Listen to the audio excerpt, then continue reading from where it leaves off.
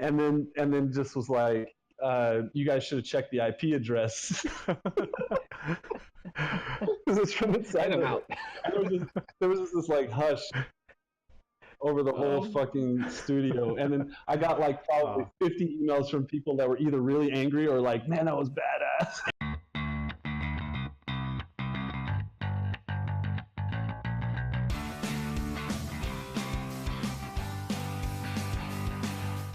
Hey everyone, welcome to another episode of Muddled Dice. Tonight you've got myself, Daniel, Tyke, and we got a special guest tonight. He's worked on the Extraction Point expansion for the original Fear. He worked on Condemned 2, co-founder of the Tangentialmen, who were responsible for last year's VR horror game Here They Lie. And he's also the creative director for 2012's Spec Ops The Line, Mr. Cory Davis. Welcome to the show, man. How you doing? I'm doing good. Thanks so much for having me. It's really exciting to talk to you guys. Oh man, thank you so much for being on the show. If I can just fanboy out a little bit, when I was playing Spec Ops like 4 years ago, and I was thinking, man, this is such a cool game. I would have never thought that I'd be talking to one of the creative forces behind it a few years later. So thank you for being on the show, man. It's really cool. Oh, no problem, man. It's amazing looking back now that we actually got the game out, because it was a battle the whole time, up and down, and I think a lot of people put some like really extra effort into that game. Yeah. And looking back on it now, it's like it's almost like, did I really work on it? Because it's like legendary. When I talk to other people about it, it's become something different.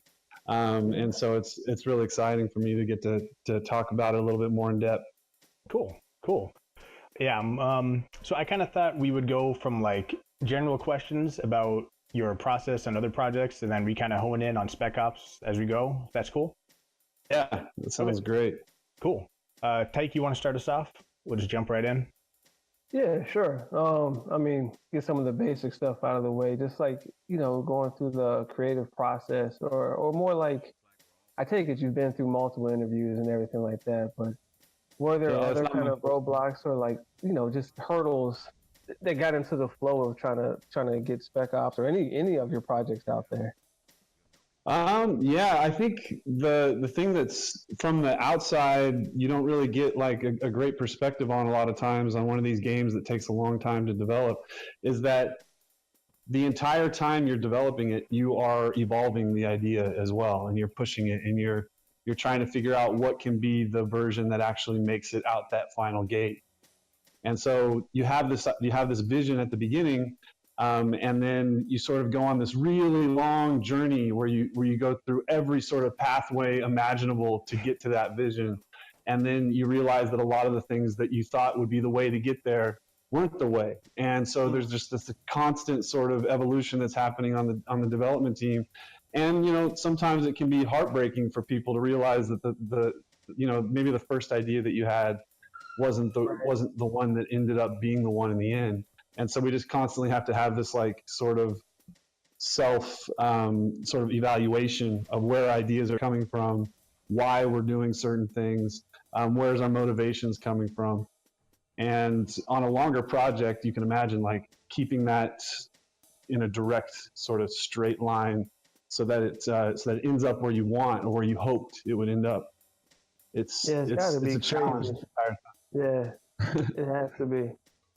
How from what I played on Spec Ops The Line, and then like what now I've learned more of what I missed. How did y'all hustle 2K to like greenlight this? I know I wanted to say those kind of questions like towards, but I seriously I just want to dive in and just ask like how did y'all hustle it that way? Yeah, well, the thing about it was, 2K did have a number of people on their side as well, especially at that moment, like, because BioShock had just been out recently, and they really wanted to do something edgy, they wanted to do something that would stand out, and so and actually when I spoke to them the first time, the idea of the project was in its very early stages, where they knew they had this IP, Spec Ops, that had been dormant for a long time. And they also knew they wanted to do something edgy, and so they spoke with me because I was coming from this darker horror background, and I just like I thought it was an amazing opportunity, you know. So so part of it was that we were over there in Berlin too. We were in Berlin, in San Francisco, and so just because of that distance, it allowed us some freedom that a lot of development teams don't get. So I just want to clarify because you dropped out a little bit. You were developing in Berlin, and like publishers 2K were in San Francisco. And yeah, so I interviewed in San Francisco right at the end of Condemned 2, right when we finished Condemned 2. Actually, I had been on Fear 2 as well, but right after we shipped those, I interviewed in San Francisco, but the interview was actually for a job in Berlin. So when I accepted the position, I moved with my family over to Berlin, as did a number of other developers, and also like a number of people from across the world. Like there was 16 different nationalities that worked on the game, and they came from everywhere. Wow. And so that like, yeah, and we also built up the team from scratch. So I mean, I wouldn't say from scratch because there was still like this core that had built a game called Jaeger at Jaeger, but the team hadn't been building shooters or anything like that before. Oh, okay. And so we came into Berlin, and Berlin wasn't a city that was like a AAA development city. Like there wasn't ever a game that had come out of Berlin that anybody would remember that's in that sort of range of, you know, games that would compete with games like Gears of War or Call of Duty or anything like that. Right. It was just like finding the creative people in that area and then putting them together also gave us this like sort of rich new atmosphere for building this game. Yeah, I can see that. So I know Spec Ops was a excuse me. It's, you know, the latest, I guess maybe the last in that Spec Ops series. Did 2K hold you to any like, well, you got to keep this the same because it's part of an existing IP, or like is it part of Spec Ops in like name only, basically? Well, yeah, that was an interesting debate the whole time because they didn't feel like it was a very strong IP to begin with. Mm-hmm. I was familiar with it, but I didn't really like. I wasn't hoping for the next Spec Ops game or something like that, and just like a lot of people. And so the game was called Spec Ops from the beginning, but there was actually a debate throughout development as to whether or not we could drop the Spec Ops name off of it. And so there was 2 years of development, because I remember the meeting when we came up with the name The Line, and it was the right thing for the game. Like it had all the meaning that we wanted. It was easy to remember. It was just like an easy idea to express to people, especially like the line in the sand, you know, it like all connected together. Yeah. And like what lines are you willing to cross? And so 2K basically liked the name and allowed us for, you know, a long time to run without Spec Ops. So it was called The Line. It was on all of our documents. We even, you know, all of our images, our concept art for our logo and everything, it was The Line. And then towards the very end of development is when like a lot of the marketing and sort of brand discussions happen internally at a game publisher. So they're trying to determine what they need to do with their portfolio in the future, not just for this one game. Right. And so that's when the Spec Ops part came back. Yeah. So as like the lead designer, like are your hands just about in everything, like marketing, I mean just game look, everything? Are you like touching everything?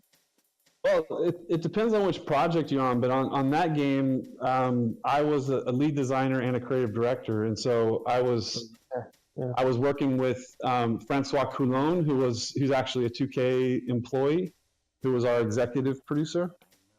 And so I was the top of creative at Jaeger for the project, but I was also the lead designer. And so I had sort of moved into that position at the start of the project from design. Okay. And so I was involved with a lot of different things. And so as the team grew, it's because it started off very small, you know, like you could fit us all in a tiny room. As the team grew, nice. Yeah. I had to sort of learn how to move into the position where I wasn't hands-on with everything, but I was still locking down vision with those people around me that I trusted, and then sending those guys off. Right. But they were running their own departments the way that they wanted. Yeah. So yeah, it was crazy because we started so small, and we got bigger. I can only imagine all the things that were going in through your head, and the levels of stress, because you want to kick out this boss of a product, and at the same time the weight of all that stuff on your shoulders too. And as the team grows, like it's crazy the difference between like a 15-man team and like a 30-man team. Yeah. Oh, I bet. And when you go from 30 to 60, you're in a whole nother universe, and you double that, and you don't even know where you're at. So it's like you'll look around the room and be like, everybody in here knows me, but I haven't been able to see the work of any of these individuals in months if I know their name. So you've got to be that type of person that's just like on top of every like everything that's going on, both like out in the open, and also shit that's happening like behind the scenes where people are talking to each other, people are expressing their emotions, people are they're experiencing lack of communication from me, for example. Mm-hmm. and so they may be unhappy, and so you're dealing with this whole like sort of family of developers and all of the emotions that they may feel as you're trying to sort of coach this thing through. I can only imagine, because like what was that book? Was it Creativity? The Pixar? Oh, the one about Pixar guy? Yeah. Yeah, I could just like, I mean, obviously I've never been a creative lead or anything like that, but just the stories he was telling on that, so I can only imagine like all the stuff that was going through, especially like again with the time strain and trying to you got deadlines. Everybody's got deadlines, and and then sometimes you've got to be the one, like especially since the publisher was in San Francisco, like sometimes there was tough news. You gotta let them know, hey, our date has moved. Or we've got a new demo that we didn't know about. So we're heading for this big milestone. But guess what? If we don't about done, then people aren't going to know about the game, and this is when the marketing is going to come out for the game. And so it's like all these different priorities start to like line up and then collide with one another. Tyke and I know a little bit about unexpected deadlines. Yeah. I mean, the only thing that helped me with any of that stuff was like the trust of key players on my team. And so, like I got to the point where, I went through this sort of learning process where I was allowing other people to have the ownership instead of forcing myself to like hold it all in, and then helping the team to understand that they can do this their own way, even though we're in a tough situation, that they can, the tactics that they've learned throughout their own experience and the way that they want to approach problems. I imagine help them understand how they can. You go on. Go ahead. Oh no, I was gonna say, I imagine it's kind of hard going from being hands-on with the product to more of a management position where you're like, you got to delegate the work to someone as opposed to just being like, nah, I'm just going to do this myself, do it the way it needs to be done, Yeah, and some people like more management, some people like more hands-on work. Yeah. There's not like a better thing or a worse thing or worse way to be. It's just your own personality. And like for me, I came up, since I was really young, in a level editor, or in a 3D modeling application, or in some sort of sound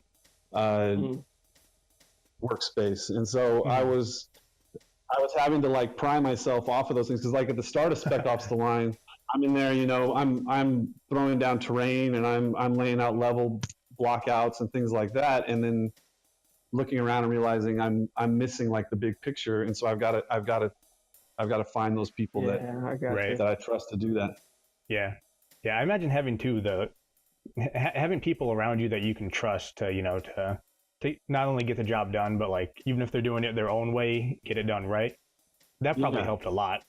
I imagine. Yeah, it does. It's crazy. Like the team, the way that it felt like it grew up together because it started small and it wasn't like another game similar had shipped at that studio or anywhere around Berlin actually. And so the way that it grew up together, we all sort of went through this evolution together. And so even some of the key players or like the key leads on the team, these were people that had come out of, they were like volunteer or intern type awesome. level people at the start of the project. Cool. And then, just grew with us and grew with us and grew with us until many of them, and even looking at like I was with the team, I was with Jaeger at GDC just a couple of months ago. Many of those guys that were interns are now their team leads. And that's cool. It's nice. It's just really exciting to see. Like, and I think a lot of people are sort of averse to the growth of young people on their team. Mm-hmm. You have experienced people around, and so you sort of lean on them naturally. But if you're willing to allow them to come in and have an impact, people that haven't had the exact experience that you're trying to have, a lot of them are going to bring a new perspective, and then they're going to feel like they're part of your family. They're going to put in more effort and more of themselves, more of their soul into whatever they're working on. And so I love seeing that. Yeah. That sounds like that bond. Yeah, and so like I'm constantly looking around for people that I see potential in, and for people that are better than me at a number of different things. Yep. Yeah. Exactly. And or just in one thing. Yep. And because they can grow, and young blood on a team keeps everyone on their toes and keeps everybody moving forward, and is able to sort of like level up together. So I love that. Nice. Yeah. Like I know, like Tyke and I both work on the same multimedia team during the day, and like there's definitely we kind of get set in our routine and the technology we use, and then when we hire someone else on, all of a sudden it's just like this injection of fresh ideas, like, oh no, you got to try this technology, try this programming language, and it's always really cool. And then we get set in our ways again. we get sucked into like doing the same, like we send out a product, the customer likes it, then we're like, okay, now they want the same thing, maybe just a different color, or just a little bit different. And then you hire a new cat, and he comes in or she comes in, and they got fresh eyes, and they're like, yeah, I see what you're doing here, but have you thought about doing it this way? Or like we could move forward with this project. And it's just like, oh man, it's such a breath of fresh air. Yeah, and sometimes they got that fire too, where you'll be you'll be like, I can't really see how your idea makes a lot of sense, and then you'll come back the next day and you realize they did it, and they're like, this is what I meant, look at this, and you're like, oh my god, like look at the drive that you have. It's inspiring. Yeah. Yeah, I love that.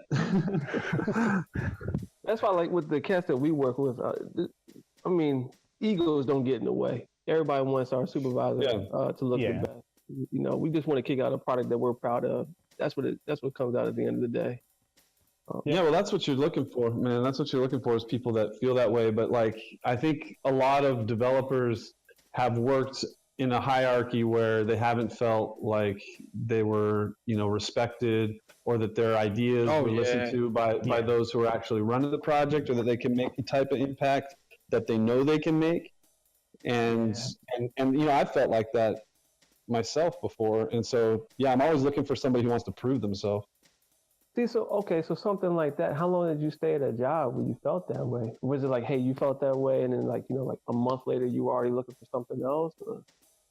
No, it was always with games. I always tried to at least make it through the project that I was on. So because you care about, even if you don't like the way that the game's being run, like you still care about your work and the best version of that thing coming out as possible. And usually I would like try and communicate as much as I could, like communicate, just let people know that I think things aren't going well, that I think things have to change.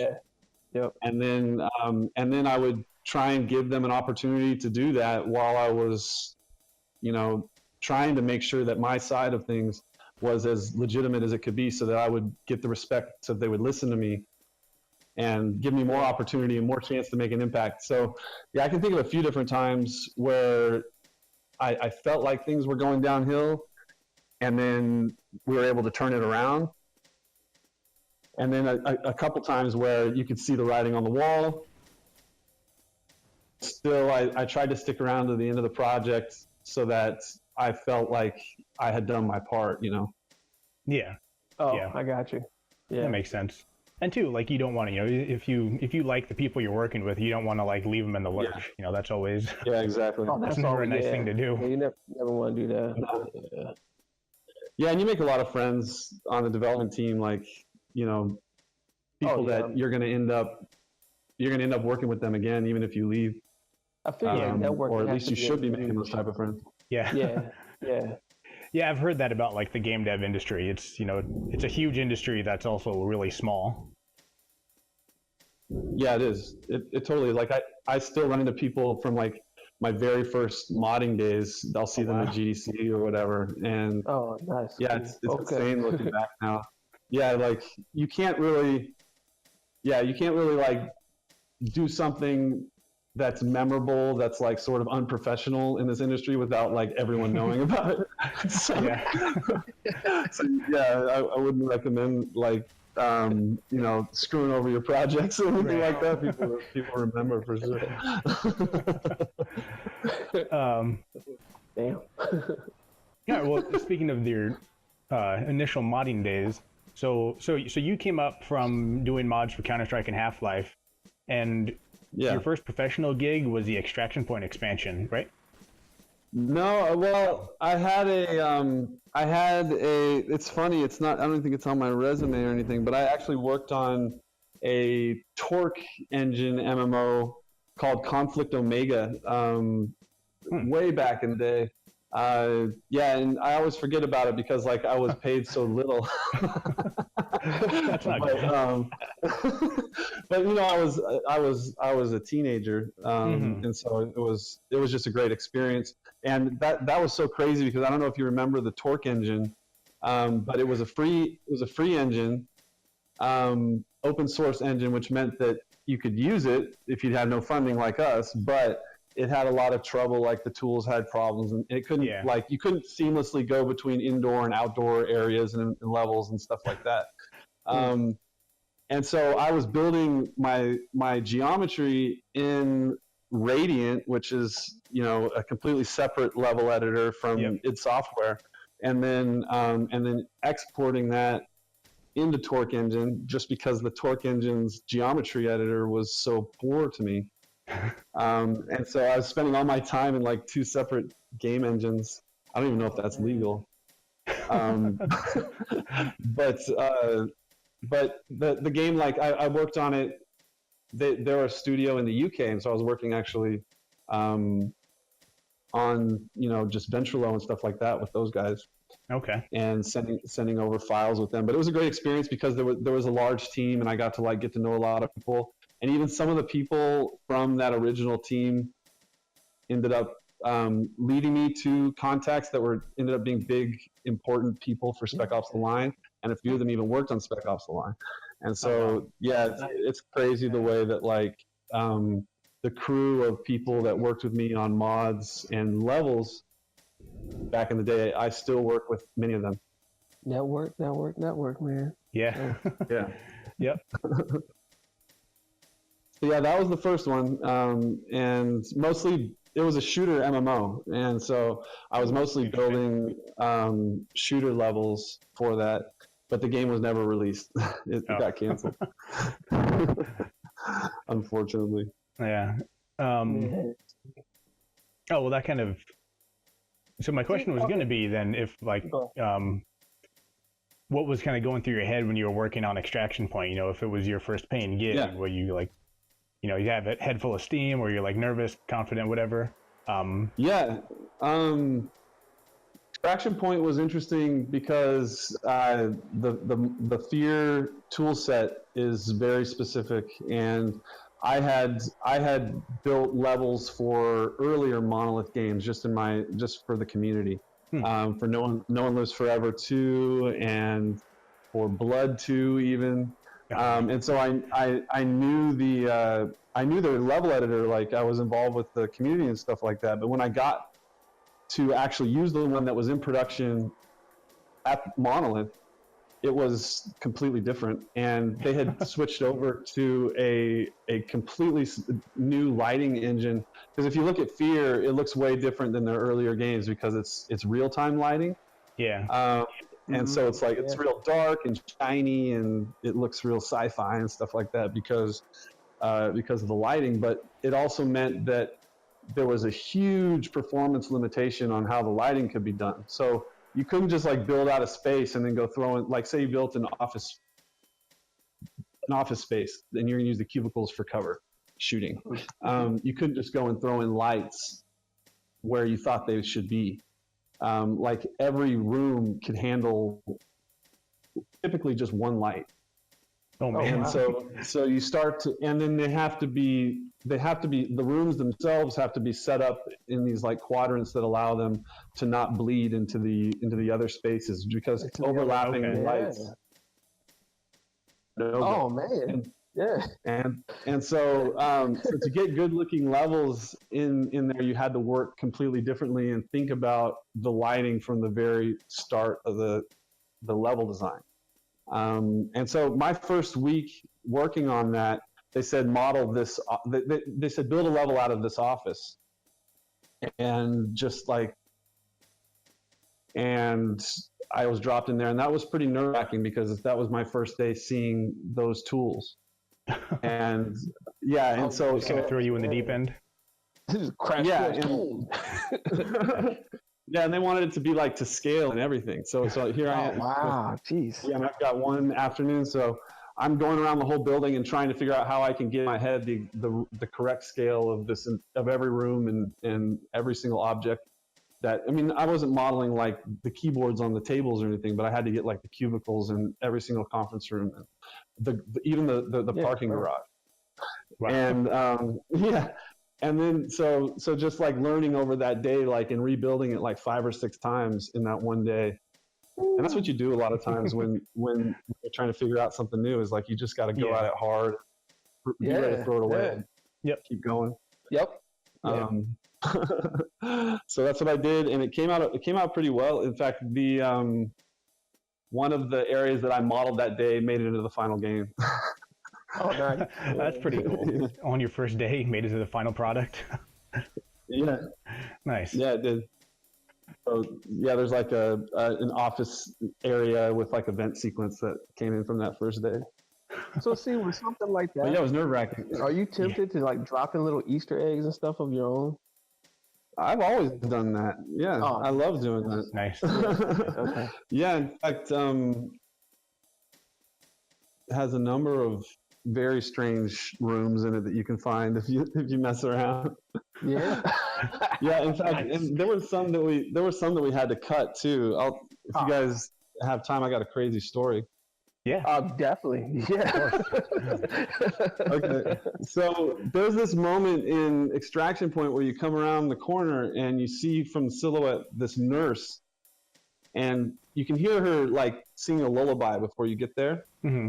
From around the corner. And when you get there, you just see her, and she's holding a baby, but you see her from behind, like sticking a knife down where the baby is. Mm-hmm. But you see it from behind, so you can't see it. It's just like a terrifying image. Yeah. And like not the thing you expected to find around the corner. Well, you never got to see the baby. Like we couldn't show the baby because it would be like against, avoiding that AO rating. Yeah.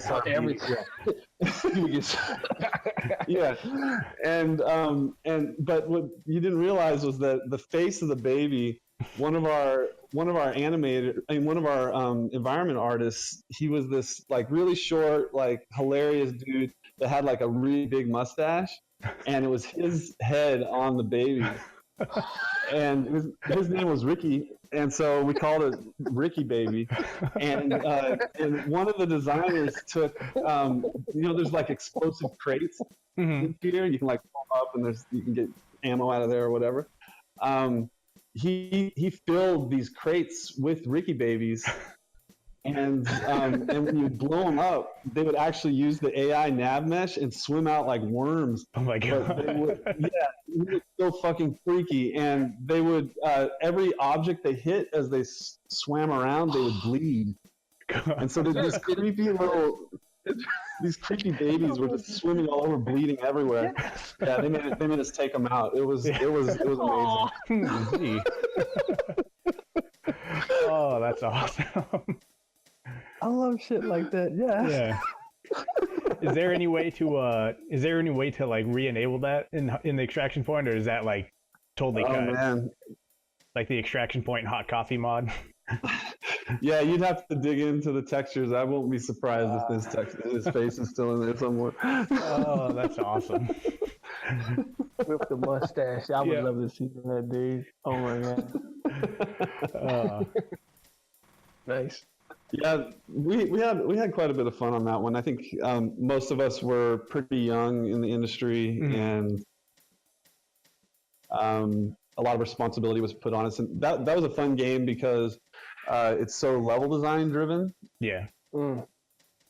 Almost everything you might do in that game, a level designer can do with scripting and with knowledge of the level editor. And so you don't need like a huge programming team or anything like that. And so for me as a level designer, even though it was a lot more responsibility, it was just a lot of fun. You're involved with like every aspect of the way that the AI moved and the way that all the encounters were set up exactly, and just the way that the game worked. I was about to ask, as the level designer, how closely did you work with the AI designers? So on my team, we didn't. So basically, Monolith had a core, like a core team that was their engine team, and I think it was like a 10-person team that was in charge of lift tech, and they also would build the AI systems. And then the level designers, that's what was so exciting, was the level designers were the ones making all that work. And so so I wasn't really working a lot with, I worked with 2 different engineers on that project, but mostly on tools and getting the engine, some problems with the engine fixed and things like that. It's a really like level designer driven editor, so it's really cool. That's cool. Yeah. Uh-oh. Ooh, some thunder over here. Oh, really? Is that what that was? Yeah. Yeah. I was like, did something just fall? No, we got a thunderstorm rolling through. And Tyke, I know I heard you open that bottle of bourbon too. Oh, it was that loud, huh? I heard the little cork pop. That's okay. Oh man, I'm still at the studio. I should probably. Oh man, about to be a thing. Like seriously, I poured my drink and Saverine's my wife. She's from France, and wifey was just like, she was like, really, Tyke, again? You're gonna drink again? And I was like, yes. And I love you. Okay. Podcast night, of course. Of course. Shoot. Well, these are good games for bourbon for sure. Yeah. Oh, no, good stuff.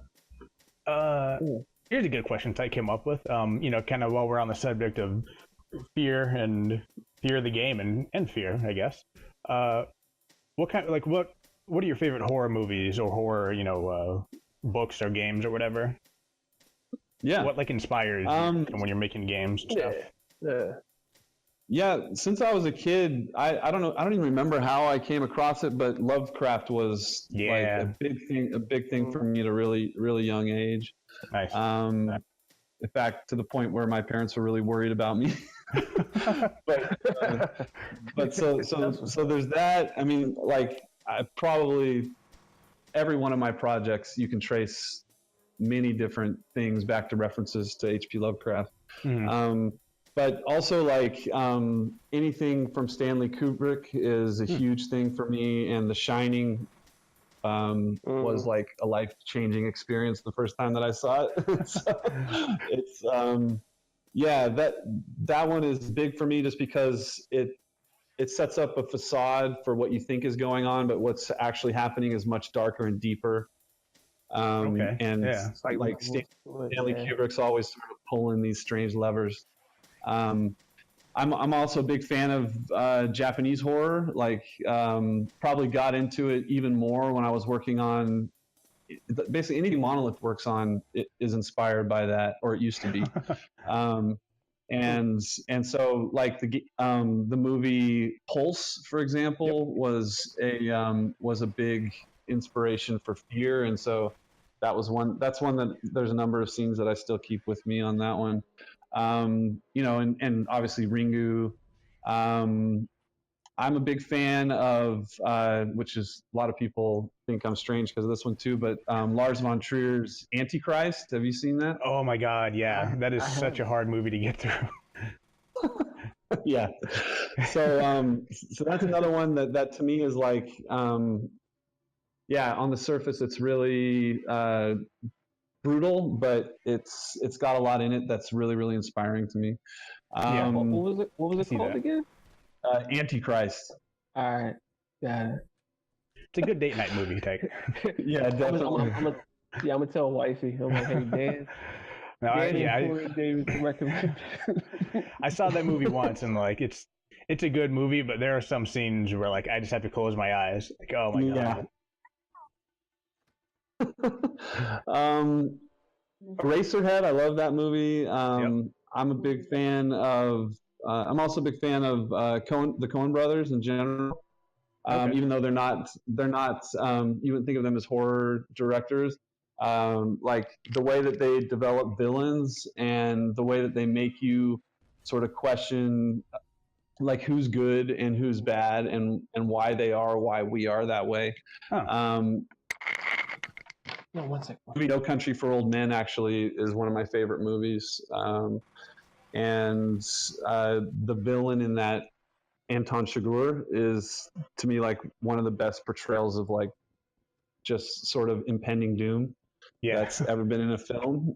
So I love that too. I love. Oh, I was say I'm just kind of like working backwards. You mentioned Antichrist and then and Eraserhead. Have you seen Begotten? I don't know that I've seen Begotten. It's like Elias Merhige, who I don't think he's done a lot since, but it's like his very early like student film, and it's got a lot of this just like really weird imagery and a lot of like stuff that kind of sticks with you, like Antichrist. It's almost like Antichrist could also be like a cleaned up version of, or like a bigger budget version of it. Yeah, that's cool, man. Yeah. Have you seen Beyond the Black Rainbow? I did, yeah. I have like zero idea what it was about. But yeah, I love that movie too. I saw that a while ago. A lot. Yeah. That's awesome. Yeah, also like I'm big into like short horror stories, and especially like a lot of the ones that are coming out on podcasts now. If you've ever heard the podcast like Lore, or like if you like Spec Ops The Line, I bet you'd like Lore. Lore, like LORE. Yeah, and that one's not like extremely brutal or anything, but the storytelling is really strong and it's creepy. It's just really good and creepy. Yeah. Awesome. I'll check that out. There's labor pains. Got it. True crime, like I love like sort of delving into the darker side of humanity. I never would have guessed. And so I spend a lot of time listening to, my wife things my wife would never listen to, like the Sword and Scale podcast. Have you heard that one? No, I have not. So that'll ruin your day for about 2 months if you marathon that one. Sword and Scale that is brutal and dark and makes you wonder if everyone you're looking at is actually a murderer. All right. Okay. Yeah. Sure. So yeah, and I love like I love like the serial podcast, for example, even though like it's not, it's a lot about the people now and like the sort of lifestyle of the people that were there when the crime happened. It's still like really interesting, like sort of delve into the psyche of humans. Let's see what other one. Interesting. Thanks. Yeah. Just about anything on serial killers or anything like that I'm into. Yeah. And then you're good to go. Have you seen They Look Like People?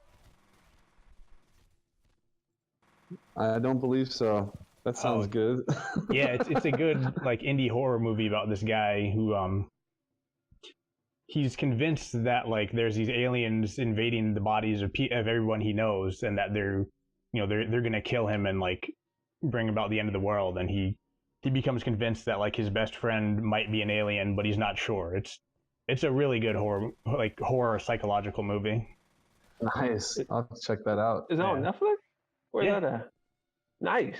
You always find the good shit, Dan. I swear.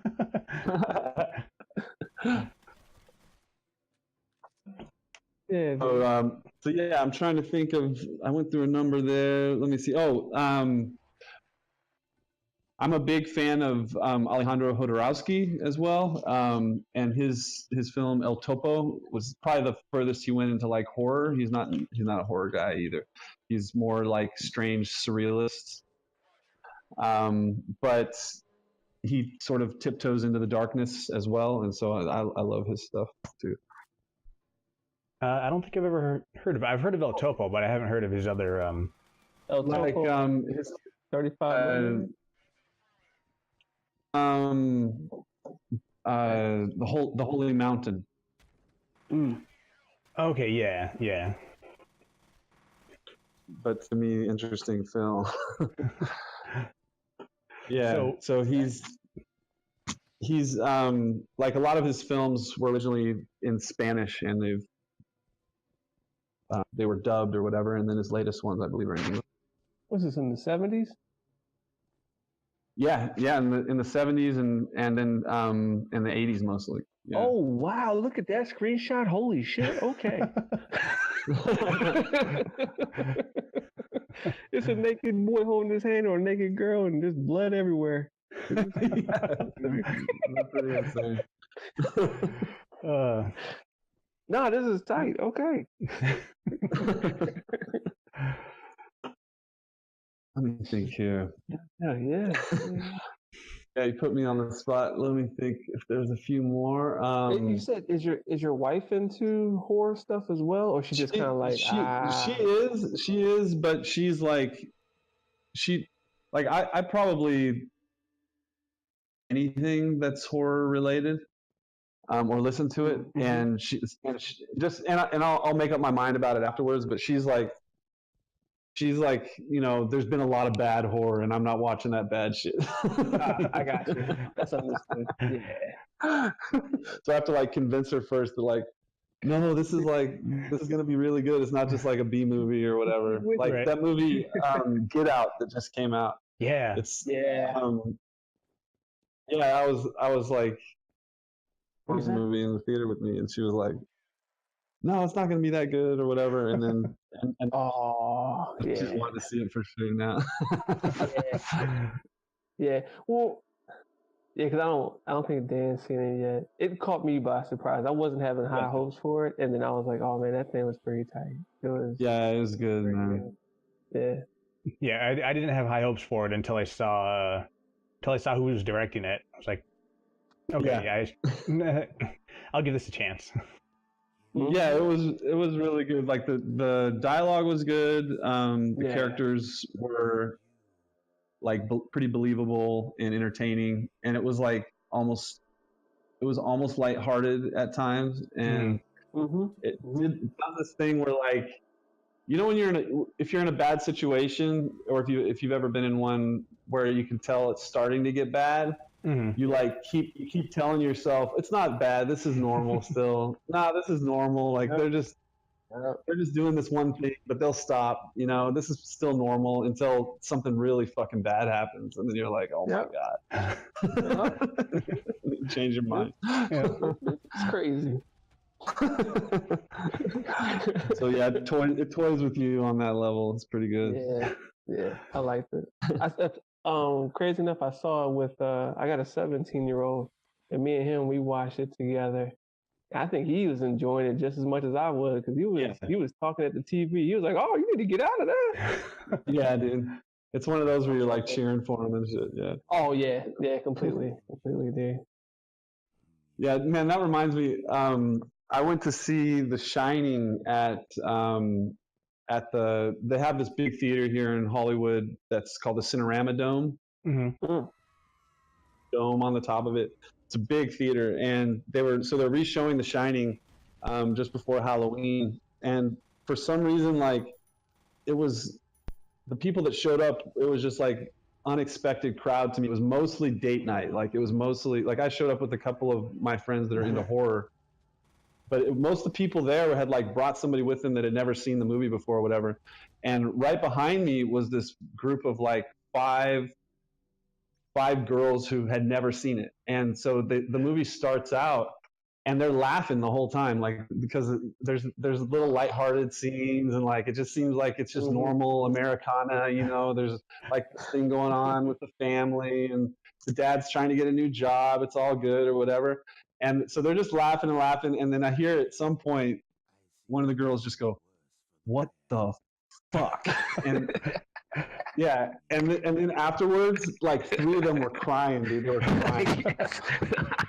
Oh, that's awesome. That is like the best experience you can have in a theater. That's why I love going to the theater sometimes. Just that group experience, you know.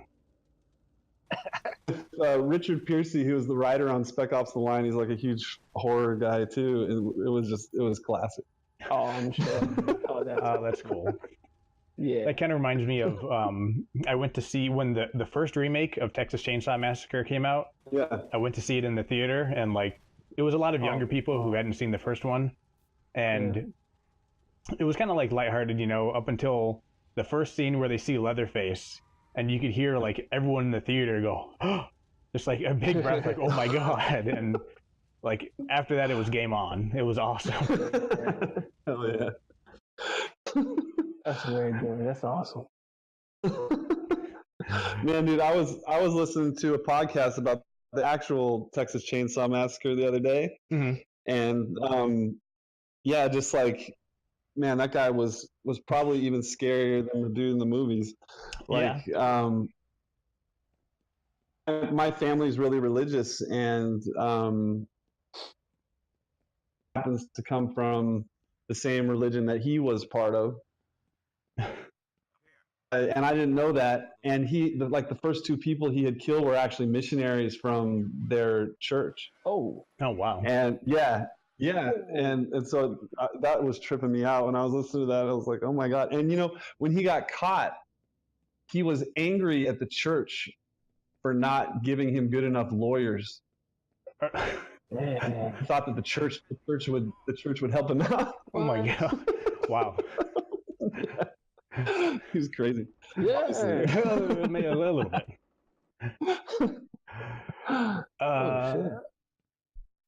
So you want to talk about we can talk about horror movies all night if you want, or we can move on to 10 Gentlemen and Here They Lie. Yeah. Cool. So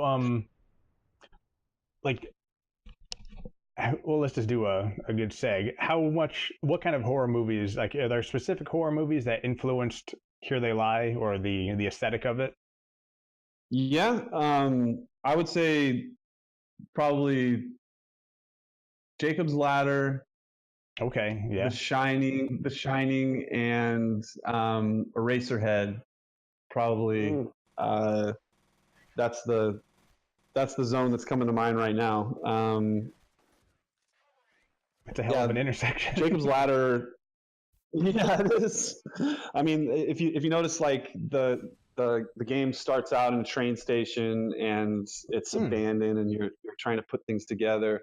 Those are like some of those moments in Jacob's Ladder where he's having like psychotic break, and his sort of like PTSD is causing him to imagine that he's locked in the subway, you know, or that he's lost and it's a labyrinth and he can't ever get out. Right. And like, yeah, I've had some experiences like that myself, where you're in a place that you can't quite find your way out of, and you can't, like, your whole group is gone, and like, how could they possibly be gone?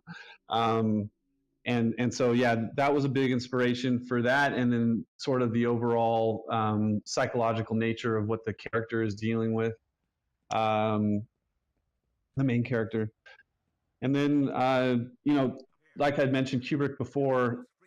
This idea of the labyrinth that is built in the real world, that twists and turns behind your back, you know, that was a big inspiration for us. And then the idea of all of the elements that you're experiencing in the game have a symbolic meaning, at least one. A lot of them have multiple, and they connect together in these strange webs.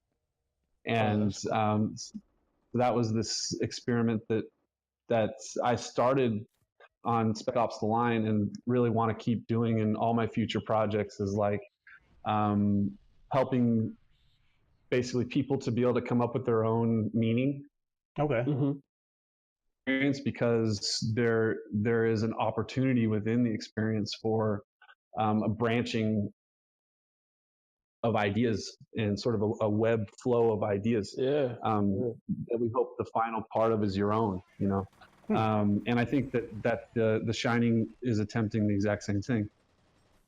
Do you think that's like an important part of horror, is allowing the viewer or player or reader to like inject themselves into what's happening? Yeah, I do. I think a lot of times, I mean, it's not, I wouldn't say it's important for every, like, because horror is just this gray area, or this gradient that goes from comedy all the way to very serious, you know, terrifying existential nightmares. Right. And so some horror is meant to be more like horror themed. It's like a theme park ride. Okay. Yeah.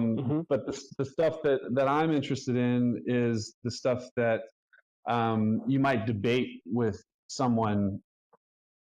Things happen, but they have their own idea for why things happen, and both could be right, and you don't have the director there to ask him, and so you get to make up your own idea for what the meaning of those things. Yeah, I like that open-ended type of stuff. You know, it's up to the viewer. Yeah. What you said, I like that. Yeah. Yeah. And sometimes it's just like planting a seed for a certain sort of branch of ideas to take off.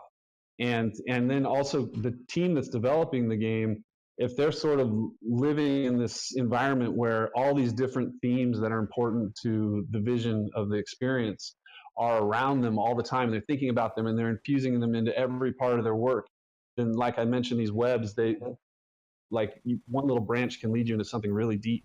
Yeah. So yeah, that's something that I'm always looking to try and do with all my projects. I hope that I get more power to do that in the future. That's like something.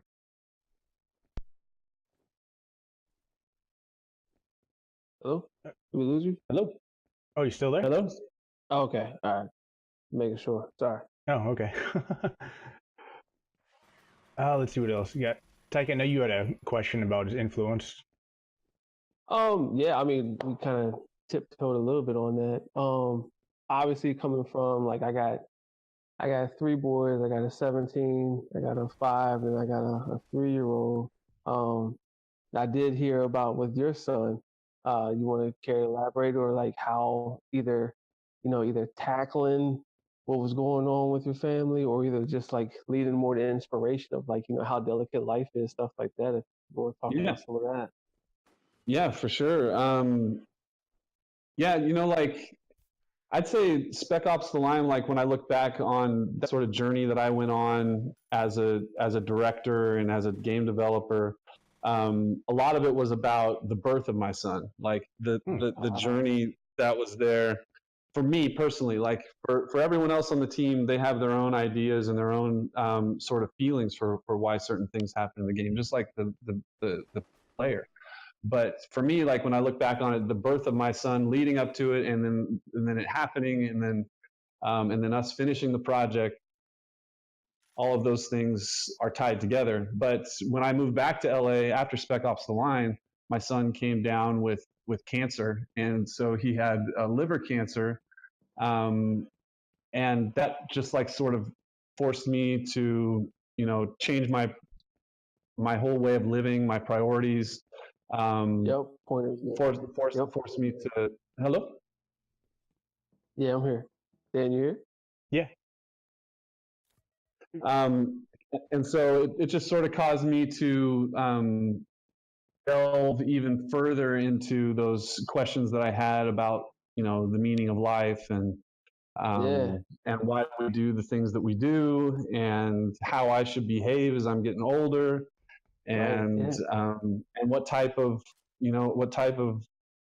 things should I try to create, or what should I try to communicate.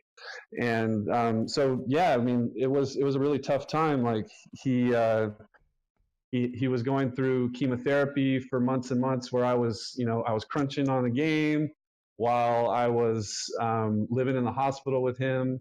And just like, I just remember there was multiple days where, I wasn't able to go home, and that was my life basically. With my son, trying to make sure that he gets the care that he needs, and then working on video games, which seem like they're two things that are completely separate, but they come together. Just to keep the definitely was a big influence, that whole thing. And so he basically did really well on the chemotherapy, and his tumor shrunk down, but it shrunk down into the place where it can't be removed. And so he had to have a liver transplant. And so we went through that whole thing with him, and he was only, a year and a half old. So it was terrifying. It was just like really tough. Oh man, yeah. See, that's what I'm saying. Like the mentality, like you gotta stay mentally strong for that. That's Again, I can't believe all that jazz, dude. Especially with your wife going through that too. I mean, that's just a lot. But and she was amazing, man. She just like picked me up and made sure that I was able to do what I needed to do, so that we weren't, living on the street too at the same time. It's crazy how like you can just feed off of one another, and like when the times is tough, and then how like if both y'all just carry the strength and fight through it. It's just amazing. Yeah. But I'm with you completely. Like how fragile life is. Like I always took it for granted, and then like I don't know. It's like as soon as like my oldest one was born, I was just like, oh shit, I gotta be responsible here. I gotta think ahead, and I gotta support as best as I can. It's just it's like you said, it's the change in perspective. Yeah, definitely. And like that, I think in game development, you always, at least on the teams that I've been involved with, you always push yourself a little beyond what you can do, and this on top of that was like, I had to figure out how to become bigger and better than I had ever imagined, or stronger at least. So I wasn't going to survive any of this.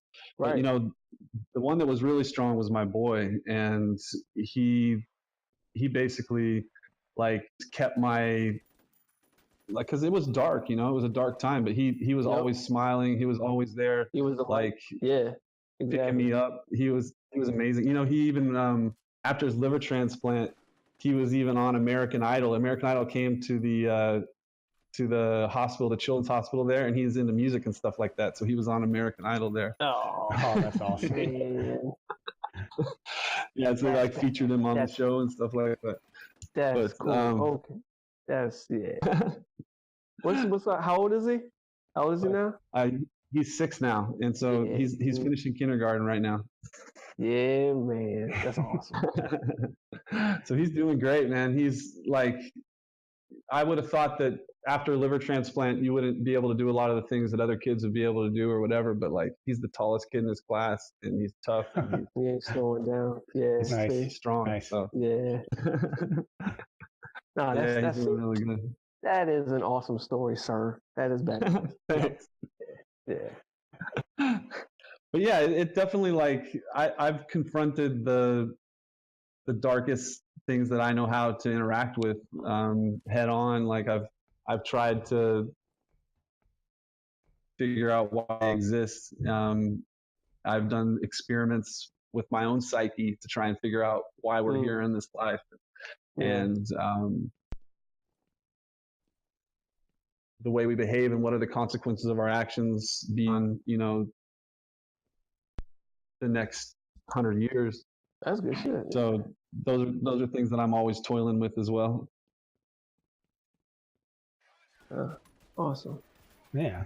I was gonna say with like Spec Ops The Line, I just love how, you know, I think at first glance you're thinking like, oh, this is, you know, in the genre of the COD or the you know, the Battlefield or whatever. And I just love the layer of it. It's just like, nah, we're gonna fuck with you, man. We're gonna flip everything. I just love how the pace of that, dude, is really on point. Because I remember there were certain parts in the game I was like, what the fuck is? I feel bad. Yeah, I mean, that's the thing is we get into this sort of groove where we're just expecting the game to not speak to us. We're expecting the game to not let us know how it feels about the way we're behaving. Right. You know, at least not in an honest way that relates to real life. We expect it to let us know if we're fucking up some mechanic, or if we're not doing something that we could be doing in the game to have more fun. Yeah. But we don't expect it to go, wait a minute, that type of person.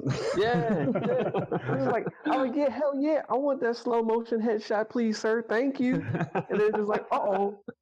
Oops. Yeah. Yeah, it's an interesting thing because I think that like there's still a lot of opportunity to push all those things further. Like it's a very frightening thing for like a AAA game publisher to want to encounter, but I think the interactivity of the medium, like it makes it something that allows us to express ourselves and to question ourselves in a way that basically no other medium allows us to do. Yeah. I think I read off an article. It was just like, as far as gamer wise, like I feel like, okay, a question for you then, Cory. Like, do you feel like people appreciate Spec Ops The Line now more than when it first came out released, just because like, you know, gamers have evolved, or like maybe more prepared, or can understand more what's going on? Like, that is part of it. Gamers have evolved, definitely. I think that the core group of gamers also now includes like a large group that is really interested in something a little bit deeper. And you know, we still all love to have fun. I still love to have fun. I will still make games that are focused on fun as well. I'm not trying to say like every game needs to be the type of game that I've been making. But there's an opportunity for it, and I think that there's a larger group of people that are into it now. But when Spec Ops came out, there was this environment around it where everyone was starting to get sick of military shooters. Right. Even people were starting to get. You saw it sort of start to taper off at that moment, like cover shooters, and even just like straight up military shooters were sort of going out of style. So like people are like, why are you going to make one of those right now? Why would you make a new IP that's going to compete with Call of Duty? And because Call of Duty is like at its peak, and here, you know, and it's not like something else is just going to jump in that spot. It's sort of like a trend. And so, so that whole environment though, like gave us the opportunity to like make a critique on the types of shooter games that were out at the time, and allowed us to, you know, and also like allowed us to critique why those games were popular at the time. If you look at the environment of what was happening in the world with the wars in Iraq and Afghanistan, those individual moments and events that were happening in those conflicts were influencing us heavily. And on my team, we had people that had drastically different opinions about, you know, those conflicts and about the USA versus international relations and things like that. And so living in Berlin and working on those things, it was an amazing experience. But I think that it was something that was marketed towards that sort of that core Call of Duty. And when reviewers got that in their hands, they didn't get what they expected right away. And so a lot of them didn't give it the review that they would have given it a year later after they thought about it. Right. Yeah. Yeah. And in fact, you'll see, you can go back and look at a lot of the early reviews and then look at things that were written by those same exact journalists 2 years later. And the tone is totally different. It took like some people standing up for it. Yeah. Like, I feel like, you know, like, what was it? Fight Club, the movie, when it first came out, it got terrible reviews. And now people are like, well either. Yeah. Excellent example, dude. So it's just like,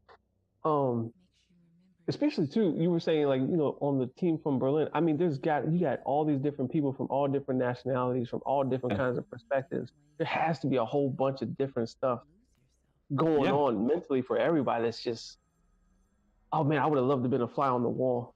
It was crazy, the arguments we had. Like, I think, I would have, exactly. I remember one of my very first few weeks there, just like asking each other, like, what if this could be a game that made a statement about war? You know, like, what if this could be the first shooter that tried honestly to do that? Yeah. And we didn't know, like, the whole team wasn't in agreement about what the statement would be, but all in agreement that we wanted to try and do that. Yeah, dude. That's some powerful shit right there.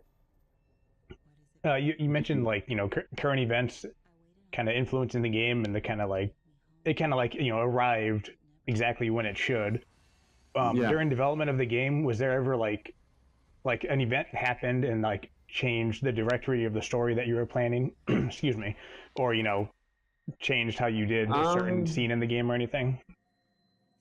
Well, the caravan that you see at the start of the game, the one that you're actually going the opposite direction of, right, coming in, that's in reference to an event in Iraq where an entire, like, roadblock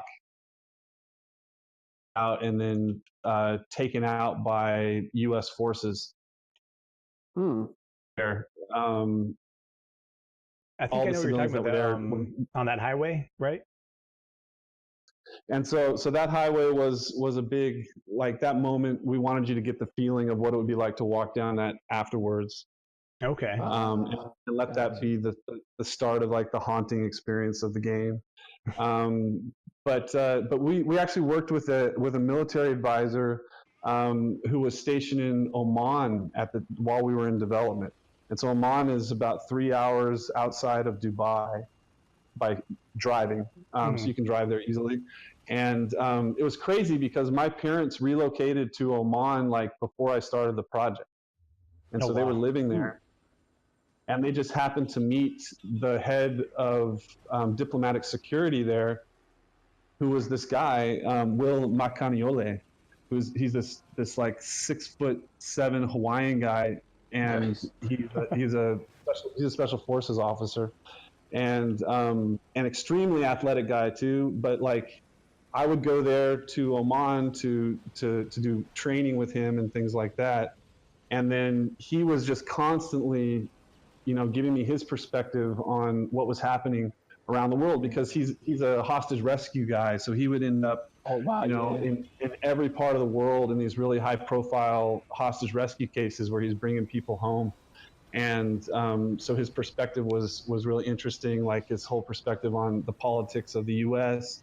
He definitely wasn't a guy that you would expect, like, like, a lot of people would label military people as all think the same way. But he had his own, like, way of thinking because he'd had so much experience. and he was also he was in the mocap suit too. So he was at our mocap shoots for the main character Walker is him. Oh, in a lot of cases, nice. Yeah, that's awesome. Sort of eye-opening experience for me coming from the U.S. where I hadn't traveled internationally that much, and then all of a sudden I was in the Middle East and I was getting this sort of insider's look at everything that was happening there. Yeah, it was really interesting. Excuse me. Do you know? Sorry, what was his name? Will Makaniole. Yeah, it's a Hawaiian name. That's how you got to say it. Do you know what he thinks of the final product? Did he ever get to see the whole? Yeah, he's a huge gamer. Oh, nice. He wrote me nothing but positive things about it. I still talk to him, and we're good friends. And yeah, I think it was a really positive experience for him. It was strange. You'd expect that the military would have put up roadblocks for him to participate in something like this, but he was fully out in the open on the types of things we were doing, and they were okay with it. Oh, wow. So I don't know I don't know how he pulled that off. He's a talker, but yeah, he was excited about the game when it came out, and I mean, I don't know how many times he's played it or whatever, but there's a lot of times he commented to me about different maneuvers the characters were doing that we worked on together and things like that were authentic to him. That's cool. Yeah, I would figure holding the gun properly or something like that, or coming out of Yeah, and a lot of the things with the hostages and the moral decisions in the game, the way they're tied up, the way that the squad approaches them, the conversations that the squad has about the options that they have. And in fact, all the dialogue we were running through Will as well, and so we tried to get as authentic as possibly could. If this was something that happened to a special forces squad that was cut off and had to make decisions for themselves, how would they behave? And so he's like, well, I've been in that situation. He's just going into it with us. Right. Awesome. Wow. This is great. Excuse me, I'm sorry. I was drinking this tea to try to soothe my throat, and now it's making me kind of cough, ironically. I'm sorry. He says tea. Yeah. Long Island. Yeah.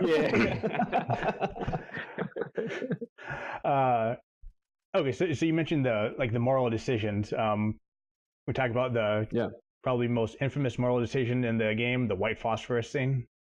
Yeah. How did that scene come together? That scene's been criticized for not really being a choice, but I know I've read that you've said there actually is a choice there. So can you talk to that a little bit? Yeah, that's a pretty subversive scene because it's a moment where it's super key to Walker's character, and there's a big transition with the whole squad right at that moment. If you go back and play from the beginning to there, and then from there onward, the way the squad speaks to each other and the whole demeanor between them changes in that scene. And honestly, that was something that came on. We had a number of different scenes that for a theme that we had tried out. We had tried out this scene since the gray box days of the project, and it had been cut a number of times and then come back because we felt strongly about it, and then it ended up being a narrative sort of relationship that these characters had together, and so we went for it. And to be completely honest, there's not a way that you can continue playing the game and live and not pull that trigger. And that's because that's the way life is sometimes. And you don't have to keep playing the game. We basically wanted this to be a gate for, or basically this is beyond this moment comes darkness that you should only experience if you're willing to pull the trigger. Yeah. Okay. So that scene is kind of the line for gamers. It is. That is the line, and you can see Walker's face in the reflection as he's firing. Yeah. Right. Yeah. That's supposed to make you think about yourself in the mirror. Okay. And then that moment also is, to me, it's the breaking down of Lugo. Mm.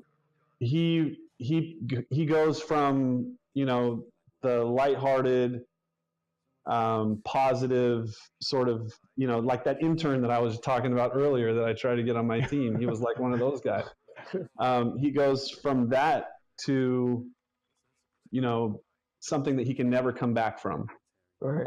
And he had no choice in that moment. And to me, there are moments where soldiers are put into those positions, and that decision that they make for the rest of their lives, one way or another. Yeah. And so I'm not trying to make a statement about what, you know, these individual characters could have or should have done.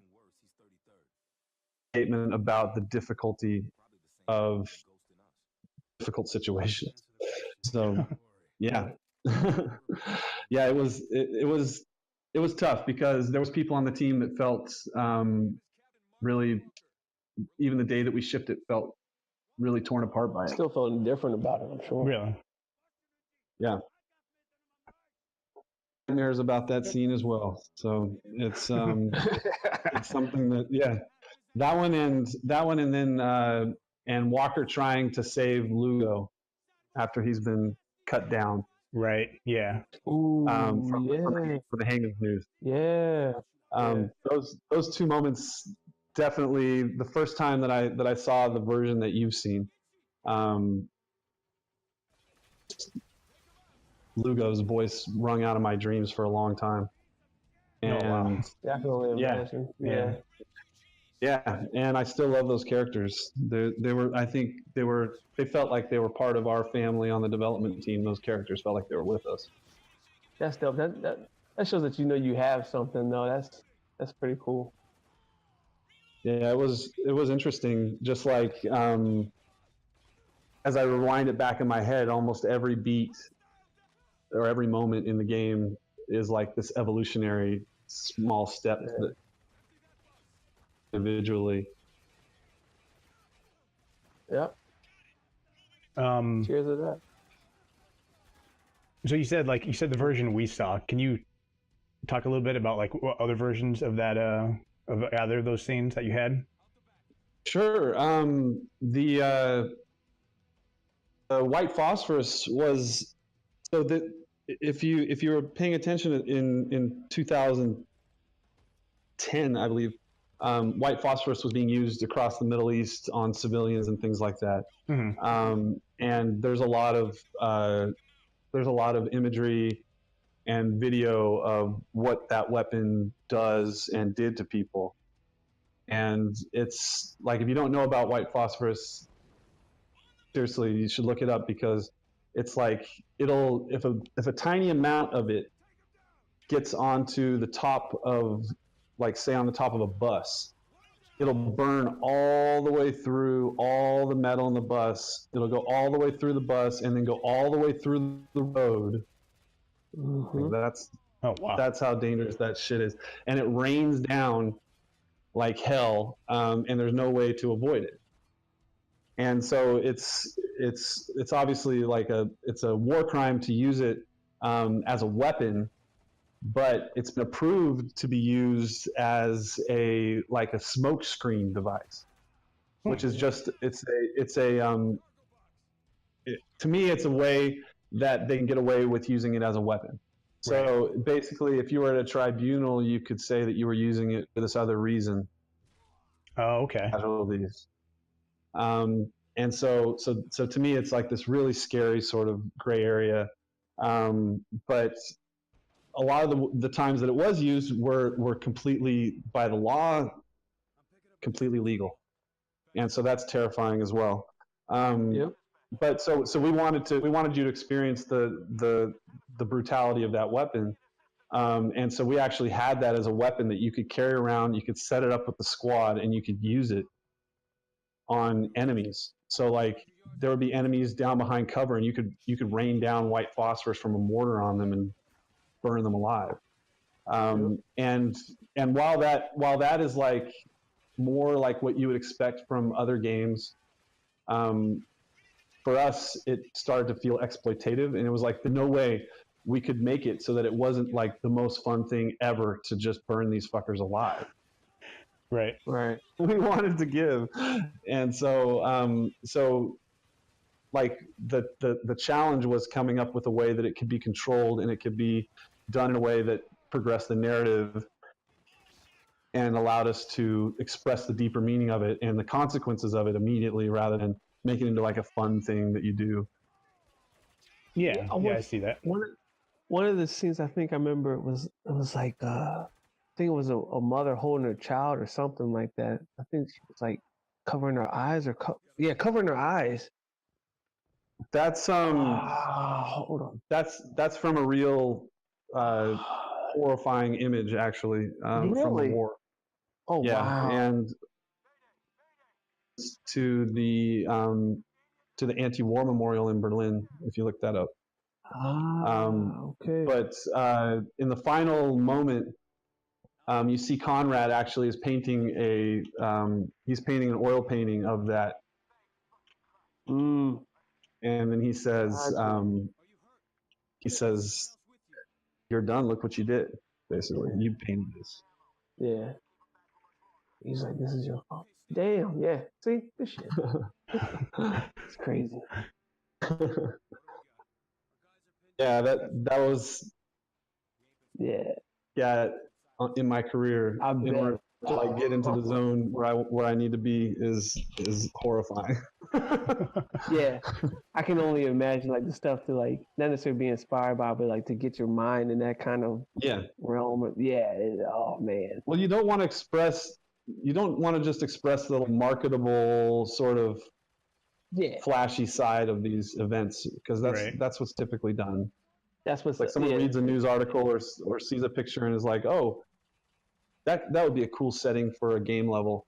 But when you go and you actually delve into the stories of the individuals that experience those things, you find all sorts of interesting angles that are, to me, really important, normally experienced in an action type of game at all. So, So was there anything? No, were you going to say something, Tyke? I was saying, that was pretty disturbing. Oh yeah, it was awesome. Was there anything like other than the white phosphorus scene that you guys wanted to put in that 2K nixed because it was either like too much or unmarketable and? Yeah.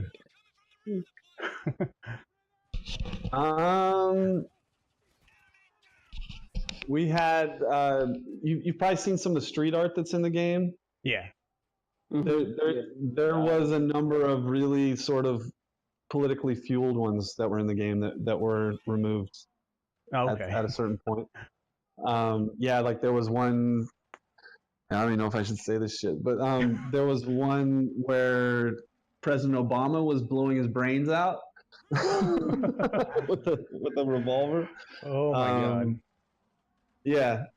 Is it pretty much like, hey, we got this idea, just go ahead and go, and then like you send it off to somebody like, nah, we can't do that. No, we can't do that. Yeah.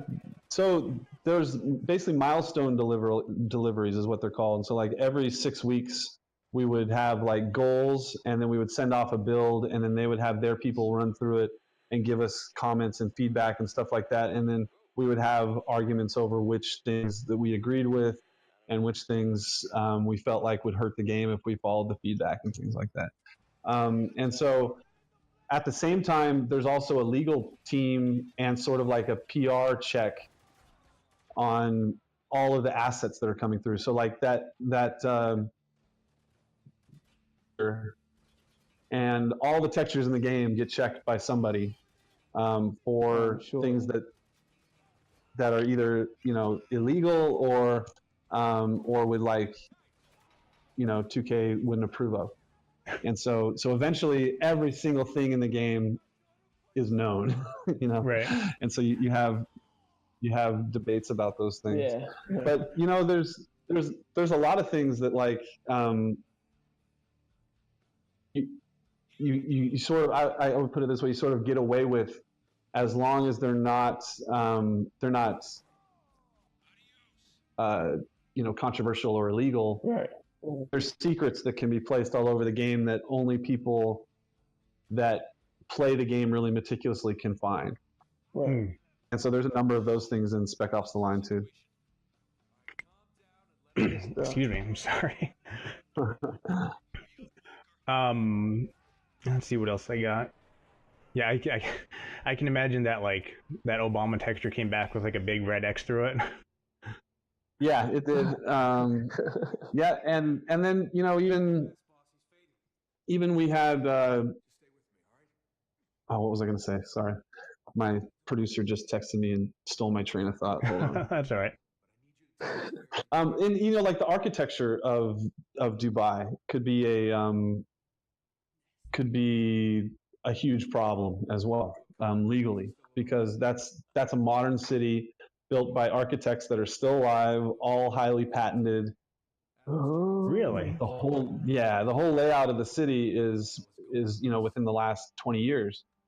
And so depicting Dubai can be very, very tricky. And so we actually hired actual architects and designers to come in and build their own versions of these buildings for the game. So they were inspired by real buildings, but they are ones that are actually in Dubai. And to me, they're in many ways equally designed. You'll look at one of their buildings and it has a certain style, and then one of the ones from the game, it has a similar style, but its shape is entirely different, but it's communicating similar things, and it's used in a similar way. And so getting that authentic feel of Dubai without being able to put any of the exact architecture that was there is an interesting challenge. Yeah, that's crazy. I had no idea that that there could be copyright issues with the city, basically. Yeah. Yeah, an old city wouldn't really, New York, you can get away with most things. Mm-hmm. Right, yeah. Or European cities, there's enough old things there that if you have to miss the few sort of skyscrapers that are there, you can replace them with generic ones and it still looks like London or whatever. Right. But Dubai, if you take the modern skyscrapers out of Dubai, it's just dunes. Yeah. So yeah, even the island, that's the man-made islands that are there in Dubai are patented as well. Oh wow. Yeah, that's nuts. I had no idea. The shapes of them. Yeah. Pretty crazy. Okay, so there's a lot of, you mentioned that there are things that only someone playing meticulously would notice, and that kind of makes me think of there seems to be a lot of allusions and metaphors in the game. One of the ones I've seen mentioned a lot is there's a lot of how the game kind of mirrors Dante's Divine Comedy, where you're descending down for a lot of the game, and then you kind of come up for the rest of it. Was that intentional, or was that holy shit, we mirrored the Divine Comedy, this is awesome? Well, there was a hell of a lot of effort and discussion about dissension in the game in general. So the game starts out where we wanted to do this thing where you felt like you're on the ground floor, and then it just goes lower. Okay, now I must be on the ground floor. Okay, and then it goes lower, and it's actually impossible. And so in Spec Ops The Line, there's a number of places where we give you the impression that you're going up, but you're not. Oh, okay. We give you the feeling that you're coming out into a place that's higher, but you're not. And then you go down further, Yeah. and then you're in another place that gives you that impression. But if you actually look at the graph from like a 2D angle, almost the entire game goes down. Yeah. Oh, okay. Goes Wow. down from where you think is the ground floor to a lower ground floor, and then it does go up at the very, very end as you ascend to meet Conrad. Right. But I would bet you that you're still lower than that first starting point there in the desert. So that kind of makes me think like one of the okay, so this is real specific, but like at the end of the scene where you're attacking / rescuing the water truck, it looks like you're coming up out of like the dregs, the slums of the city, and there's this like, for some reason this stands out to me, but there's this like one deer that you see that runs away from you. Is that just like a metaphor that I'm making up, or does that have any kind of significance? Because I know like deer have significance in a lot of mythology. So those are those are oryx actually, in the Arabian species of deer, but or antelope, but that's exactly what it is. Wow. We wanted you to have a reminder that nature was still here looking you back in the eye right at that moment, as you were doing all of these things that basically were going to live and die with man. You know, all these things that you thought were so important. But then nature's going to come and take it all back. Yeah, what's actually here is sand reclaiming the desert and nature taking it back. Oh, wow. Oh, that's cool. Yeah, it stood out to me, but like I couldn't work out what it was, what it was. That's neat to hear. That's scenes to put in, like each of the sort of like quadruped scenes to get them to look good. Any sort of animals and things like that are not necessarily seen very often in a lot of shooter games because they just don't use the same tech as. You still there? Yeah, I'm still here.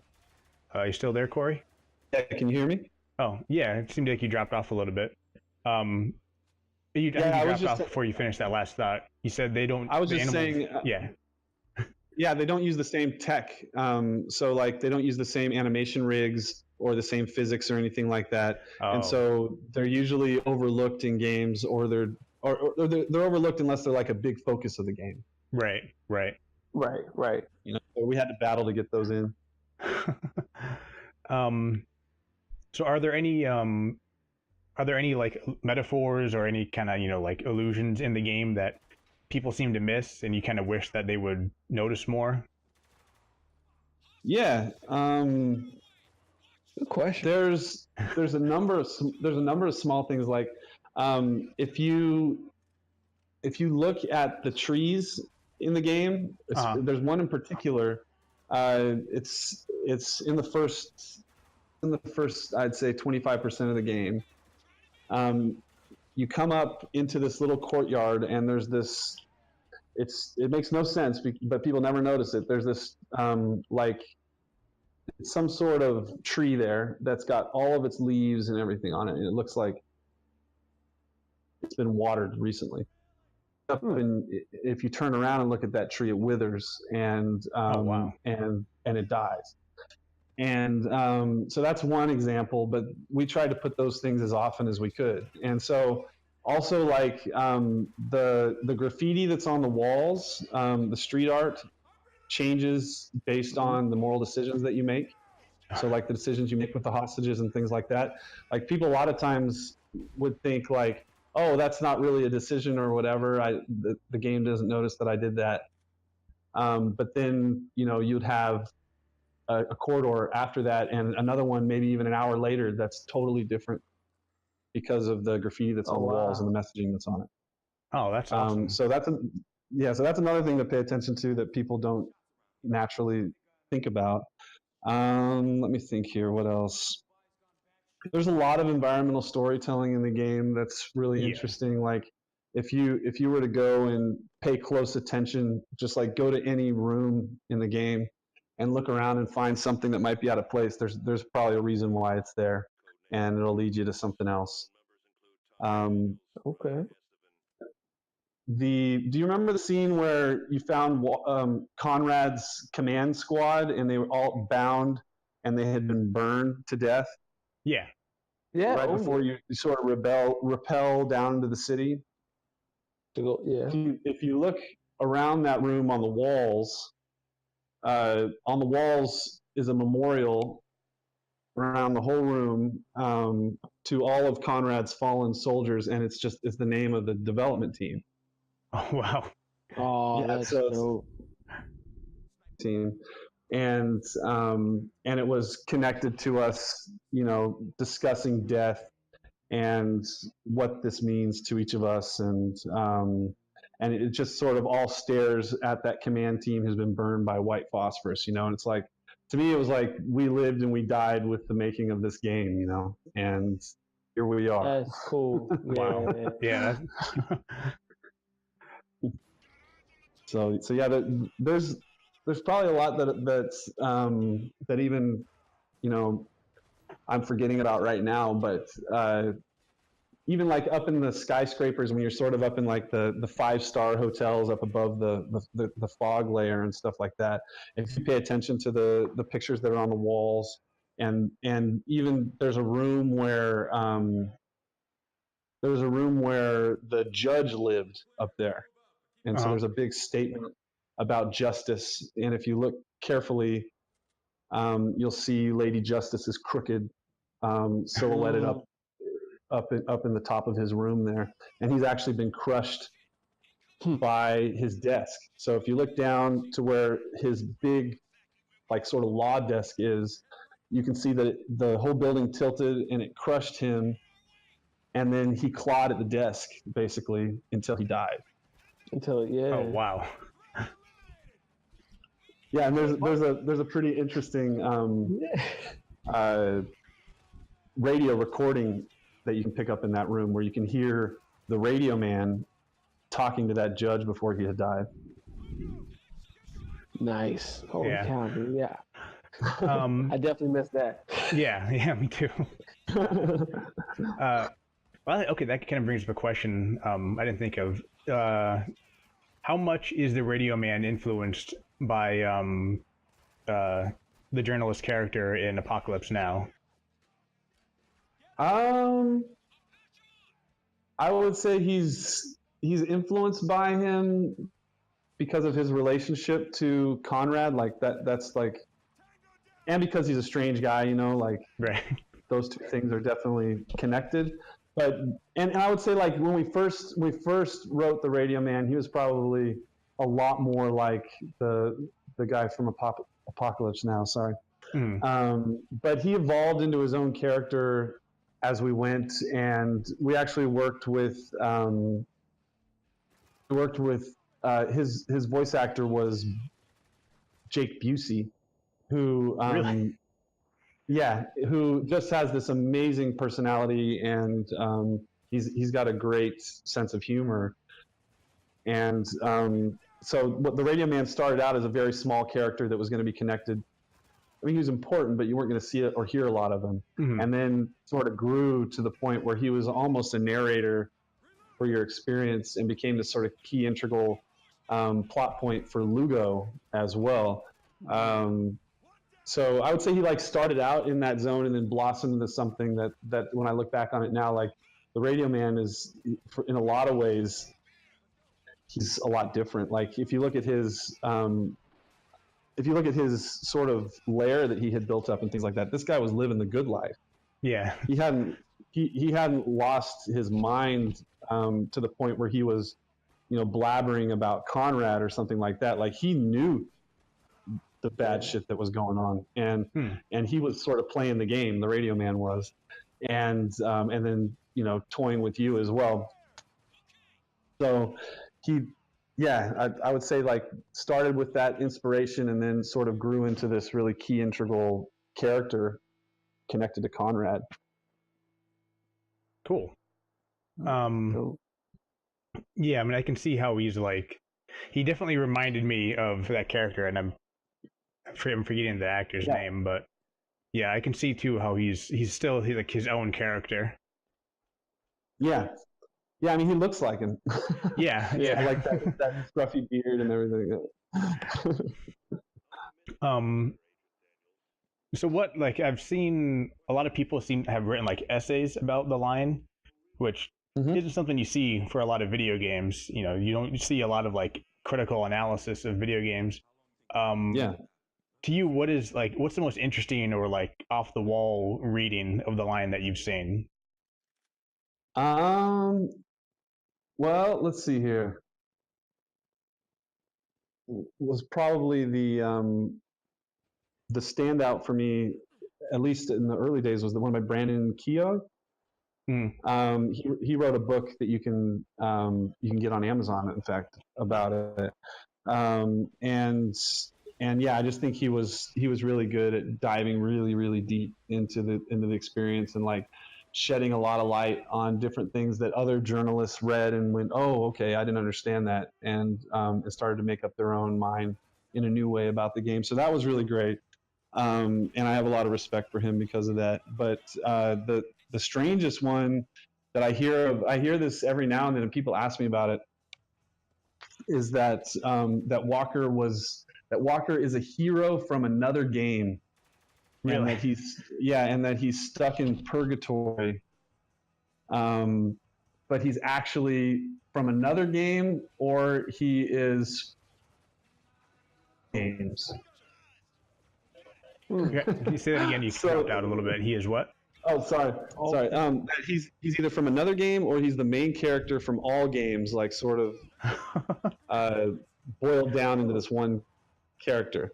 And I'm totally okay with people believing that if they found like sort of inspiration for that throughout the experience, and that means something to them. That's great. It wasn't. We never on the dev team talked about Walker being, being Gordon from Half-Life or any other Master Chief or anything like that. Nathan Drake.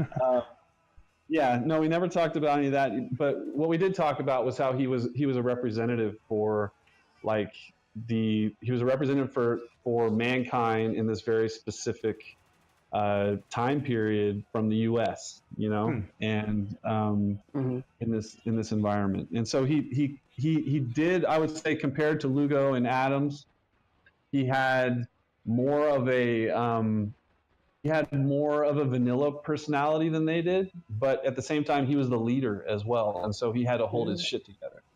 And so there was never an attempt to like make him like some other character or something like that.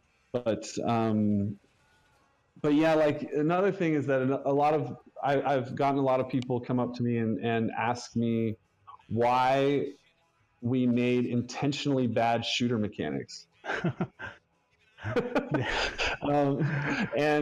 actually, like some people, hang on. Before you talk about more of that, can I just pause you so I can save my recording in case this thunderstorm gets real bad?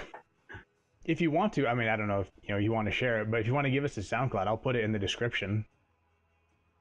Yeah, it's let me make sure I get it right here. Your son gonna talk to you. Dad, you got it wrong. Come on, Dad. Yeah.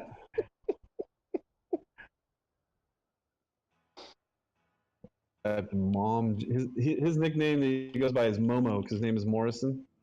Okay. And so it's Momo Jam, MOMOJAM. On SoundCloud. Yeah, with capital M's and a capital J. That'll probably help too. All right. crazy shit. Oh, cool. Yeah, I'll put that in the description for the YouTube video. That's cool. That's awesome, man. I love hearing about little kids like getting into art and music and stuff, and just experimenting, making stuff. That's so cool. Yeah, it was funny because he made me post that he's been wanting his own account for a long time, and so I finally put one up for him, and then with his songs, and then the next day I got contacted by somebody who wanted him to DJ a kids show over in this town next to us. my wife was like, hell no. He's only 6, you know. But yeah, maybe someday. Oh, that would be. Is it a picture of a dinosaur throwing up rainbows? It might be. There's one that has Awesome. like an alien with his head breaking out of it, and then there's one where he's like 2 orangutans. Oh man, I don't see the 2 orangutans. Oh man, That's like his banner image if you click into the. Okay. That's awesome. Oh, that's great. Thanks. Oh man, that's cool. Is it only son, only boy, only child? Yeah, he's my Gotcha. he's the only one. Gotcha, pal. Wait, is this Okay, yeah, I see. Momo Jam 100,000. He names them all numbers. Yes. Oh, that's awesome. That's a great picture too. Oh, that's awesome. That is awesome. Checking it out. Oh, definitely. Oh, good shit. All right, you were talking. We were saying people ask you if you intentionally made the mechanics in Spec Ops The Line bad. Yeah, and and that's interesting because there's like people that like write-ups and saying like it was a good thing that we made them intentionally bad, and that's just like a funny compliment to get because when they say that, like first of all, I would disagree. So if they want to say that, we can debate it, but stuff that was different than other games that came out like right around the same time. And like there was a lot of conventions that were built up for the way that cover shooting was being done, and the way that aiming and shooting was being done, and the way the squad commands are being done, and all these things. And people sort of had this idea in their mind that we were all headed towards the same exact place, you know, like we're headed towards, you know, this very specific type of shooter. Right. And we didn't do that. Like we started from scratch, and we went and we built the things that we thought were the best for the game and for our characters. And like, you know, it may sound arrogant, but I'll put our cover system up against anybody's who's out there right now. Like even Mass Effect, the new one that's out there right now. Like I'll show you how ours is better than theirs. Nice. I love the new Mass Effect, but no, we did not. But we did not. We did not make any intentionally bad shooter mechanics. If they were bad, I'm fine with that, but it wasn't on purpose. Gotcha. Yeah, I can imagine it's kind of like, thanks, I guess. Yeah, exactly. Yeah, today I'm intentionally sucking at my job and getting accolades for it. Oh, if only that could be. I gotta try that at work sometime. No. That bug's on purpose. No. Yes. I meant to corrupt your save file. It's supposed to crash, yeah. Yeah. You know how Adobe does that? Yeah. Right. I got that. I got it. If Adobe does it, it's good enough for us. Oh man. All Made right. some different decisions than some people do, and you know, part of it is because like we wanted authenticity in certain areas where people weren't used to it in a third-person shooter. Some parts of it were because we wanted, you know, our characters to feel weighty and like physical and not like acrobats.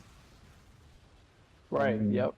But people have expectations for the way that they like to play. I think when people go back to Spec Ops The Line now, if they didn't play it back then, they'll have a different idea for how it plays. It's like people. Oh, entirely. Yeah. I mean, like I would say, like when I was telling my son, my oldest, because he played a little bit of the Spec Ops The Line, and I was like, no, son, there's so much more like to it than just like, you know, just killing, like, you know, like killing a carrot. There's like a mental thing after that. and I think he started getting into it and stuff like that, which was nice because then like he started asking me questions. That whole engagement of having that was awesome. Like to have that kind of conversation with my son. Yeah. Like he was like, son, why am I like he was asking like why are we doing this or why he was talking about his feelings and stuff like that about the game too. Like and he never had that before. And I was like, see, that's exactly what the game is trying to get you to do, son. So that's amazing. Oh dude, that is a good piece of media. It was dude, yeah. I don't know how to put it. Like because it's just like, when he's playing COD or whatever, it's just like, oh, I'm a lone wolf and it's just like, who can pull the trigger the fastest. Like that's just it. It's just quick scope, boom, call it a day, keep moving on to the next thing. But then when he was playing Spec Ops and a couple other kind of like, what was another one? Well, he was playing BioShock, yeah. It was like he was asking these questions and stuff like that, and I was like, yeah, that's the next level. So like that's where you want to go, instead of just like mindlessly just killing shit left and right. Yeah, dude. Gotten a lot of like even when the game first came out and I was like a little bit down because some of the reviewers just like didn't get it. Yeah, we were getting an influx of letters and emails from people who like really did get it, like really got it, like in a way that like I had never experienced before. People who had been in the military and had experiences, or who were dealing with PTSD, or who had a family member who went through crazy shit like that, and so they relate to it, and then other people just going like, it got me to look further into some certain topics that I learned some shit about, like not just believing what I saw in the news. Yeah, exactly. Wow. Yep. That's got to feel good when you're like this thing you put your heart and soul into can affect other people in that way. Yeah, it's what it's what I always hope to have the opportunity to do. It's just like it's so rare to get into a position where all of the elements come together so that you can make that sort of statement on that scale. It's really rare. Right. For me as well. All right, cool. So if you want to sum up, talk about Spec Ops, if you could sum up the theme or the message of the line in like a word or a sentence or a little more if you have to, how would you do that? Like to you, what is it? Yeah. So if I was to do it in one word, to start with, I'd probably say self. So, okay. Me, it's about me. It's not about the military. It's not about modern politics or world events. It's about you. And so I hope there's enough in there for people to have that affects them, even if they're not interested in just discussion about war, that there's something there that's about you, yourself, you're a human, your existence. And I want you to make up your own mind about it. So it's self is the word that I would use. Nice. Okay. Yeah. Wow. Yeah. All right. I don't know. Seriously, yeah. No, that was good. That was a totally unexpected answer, man. Kind of threw me for a loop there. So what were you expecting? Tell me. I don't know, but not self. I was thinking like I was expecting you maybe like anti-war or like some pacifism or something like that, or something like that. Well, that's the thing. That's the thing though, is like you ought to hear some of the arguments that I'll have to this day with people on the team. Yeah, they have their own interpretation, which is awesome. Yeah, and some of them don't believe it's anti-war at all. Right. Yeah. Including some people that wrote on the game don't even hold anti-war views, and so so they would definitely say it's not an anti-war game. Yeah, it's awesome to have so many different opinions and views and perspectives and all that.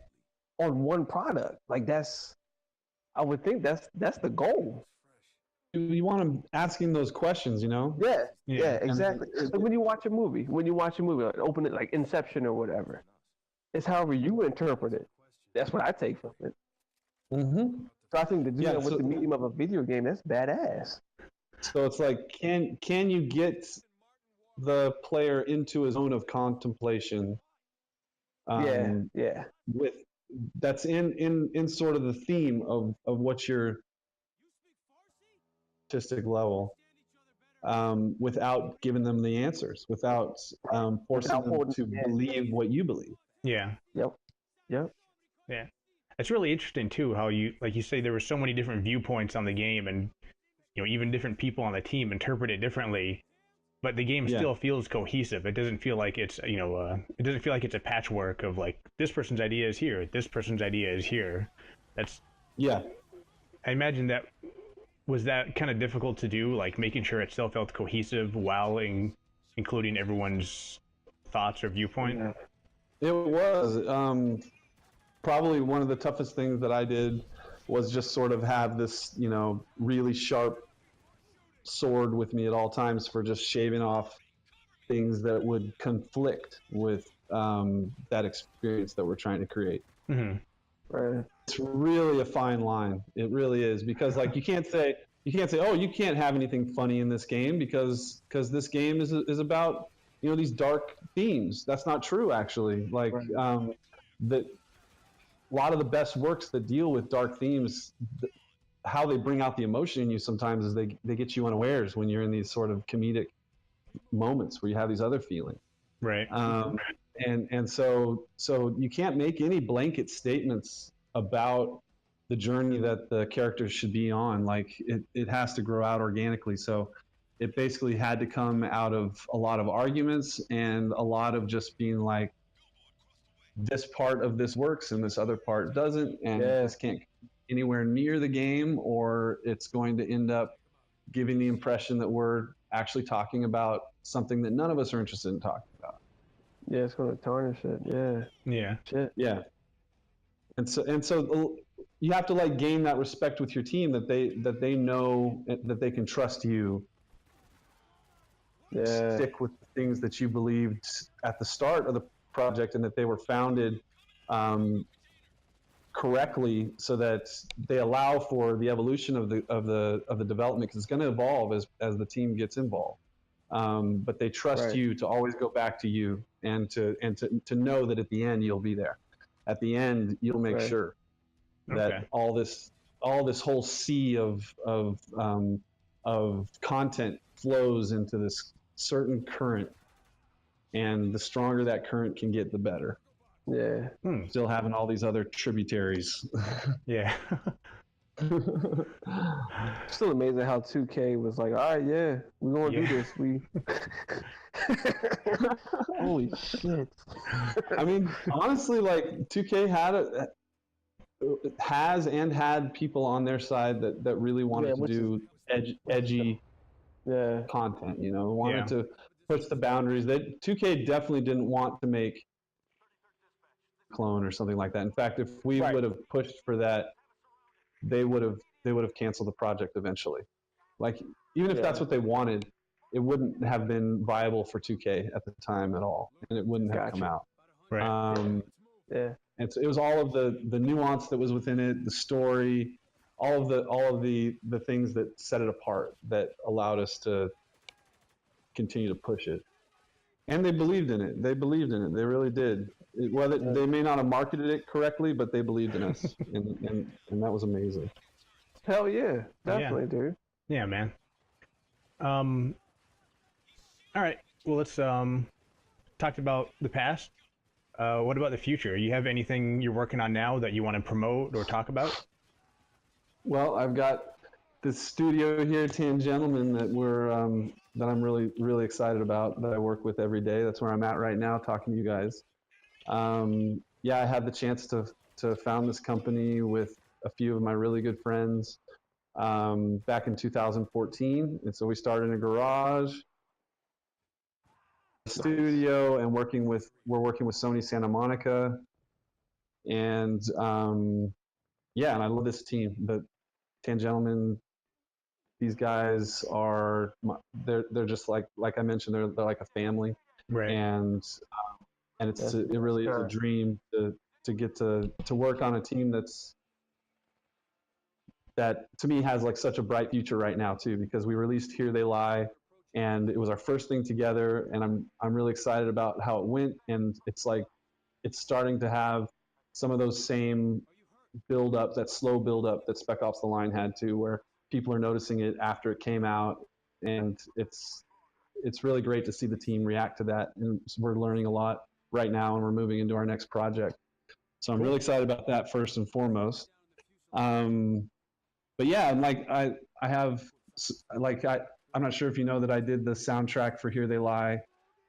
So I'm a musician as well, and I was involved with the soundtrack for Spec Ops The Line, and so I'm always working on music. And I have one of the musicians that worked with me on Here They Lie. His name is Mumukshu. Mummukshu. That's his music name. We are starting a collaboration called False Prophets. That's psychedelic electronic music we've been working on. Nice. That's cool. So that's not out yet, but his music is out, and Here They Lie is out if you want to hear my music. How did you get into it? Were you just like, did you have schooling or class? Say that again? How did you get into sound design? I'm a guitar player, so I've played guitar since I was a little kid, and then probably just about like 4 years ago, I started to get more heavily into production. So like I was more involved with like the actual guitar on Spec Ops The Line, and then now I'm doing composition and production and everything on Here They Lie. Oh, I do. Nice. So just like same way you learn like you know how to build levels, just moving into that software and really pushing it as hard as I can. Yeah. So yeah, I work on music for myself and for my projects whenever I can. So it's like one of those things that I don't always have time to put as much into it as I'd like, but unless it's like I get to do the soundtrack for our game, you know, like with Here They Lie. Yeah. It was amazing. Yeah, it's done, dude. But yeah, like I'm also starting a Lovecraft audio experience with one of our artists here on the team, Steve Ratter. He's in Here They Lie, plus a bunch of other games. We're basically putting together the sort of the traditional Lovecraft stories with really interesting and strange psychedelic scoring. So yeah, cool. So we're working on that, just getting started on that. So like kind of like an audiobook kind of thing, or more like a radio show or radio play? More like a radio play. Okay, cool. Cool. Yeah. So with actual acting and stuff like that, and the voices and stuff like that, and score for the music. Nice, man. Cool. So that's just getting started. Another friend of mine that helped me out a ton on Here They Lie with the music especially is this drum and bass artist named Broken Note. You never heard of him? No. You should check out his stuff. It's like really aggressive and was definitely like an inspiration for some of the darker, more aggressive scenes in Here They Lie. Oh, okay. Yeah, and so I'm always trying to work on new stuff with him. But yeah, check out Broken Note. Stuff is pretty amazing. All right, cool. But, hell yeah. Yeah. Anything you got to recommend? All sorts of stuff. Oh yeah. Anything you want to recommend, man, I'll check out. Hell yeah, dude. So can you talk at all about the 10 Gentlemen's new project, or is it like still too early for that? It's a little too early for that. Yeah, like we're really early meetings right now where we're just hammering out the details of like the basics. So we're arguing a lot right now. So anything I told you would probably change by tomorrow. Yep. Yeah, I understand. But yeah, as soon as I can, have I'll definitely let you. that communication, because you'd hate to just like not say something. Like if you just keep sitting on it, sitting on it, that's not what you. Yeah, it's important. Yeah. To feel like they got a voice too, because like and just be honest, dude. Yeah. Yep. Takes a lot out of you.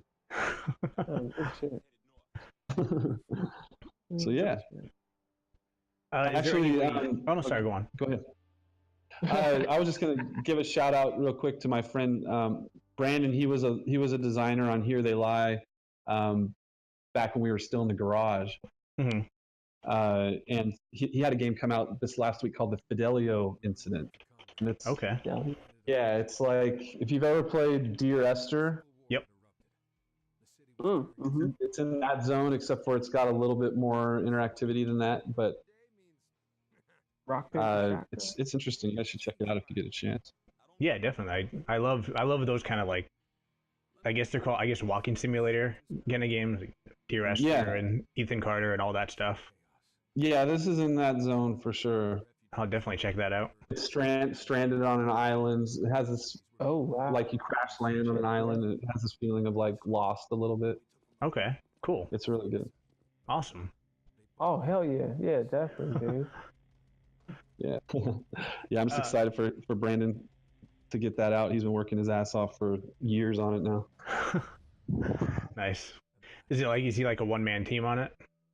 No, he's it's a very small team though.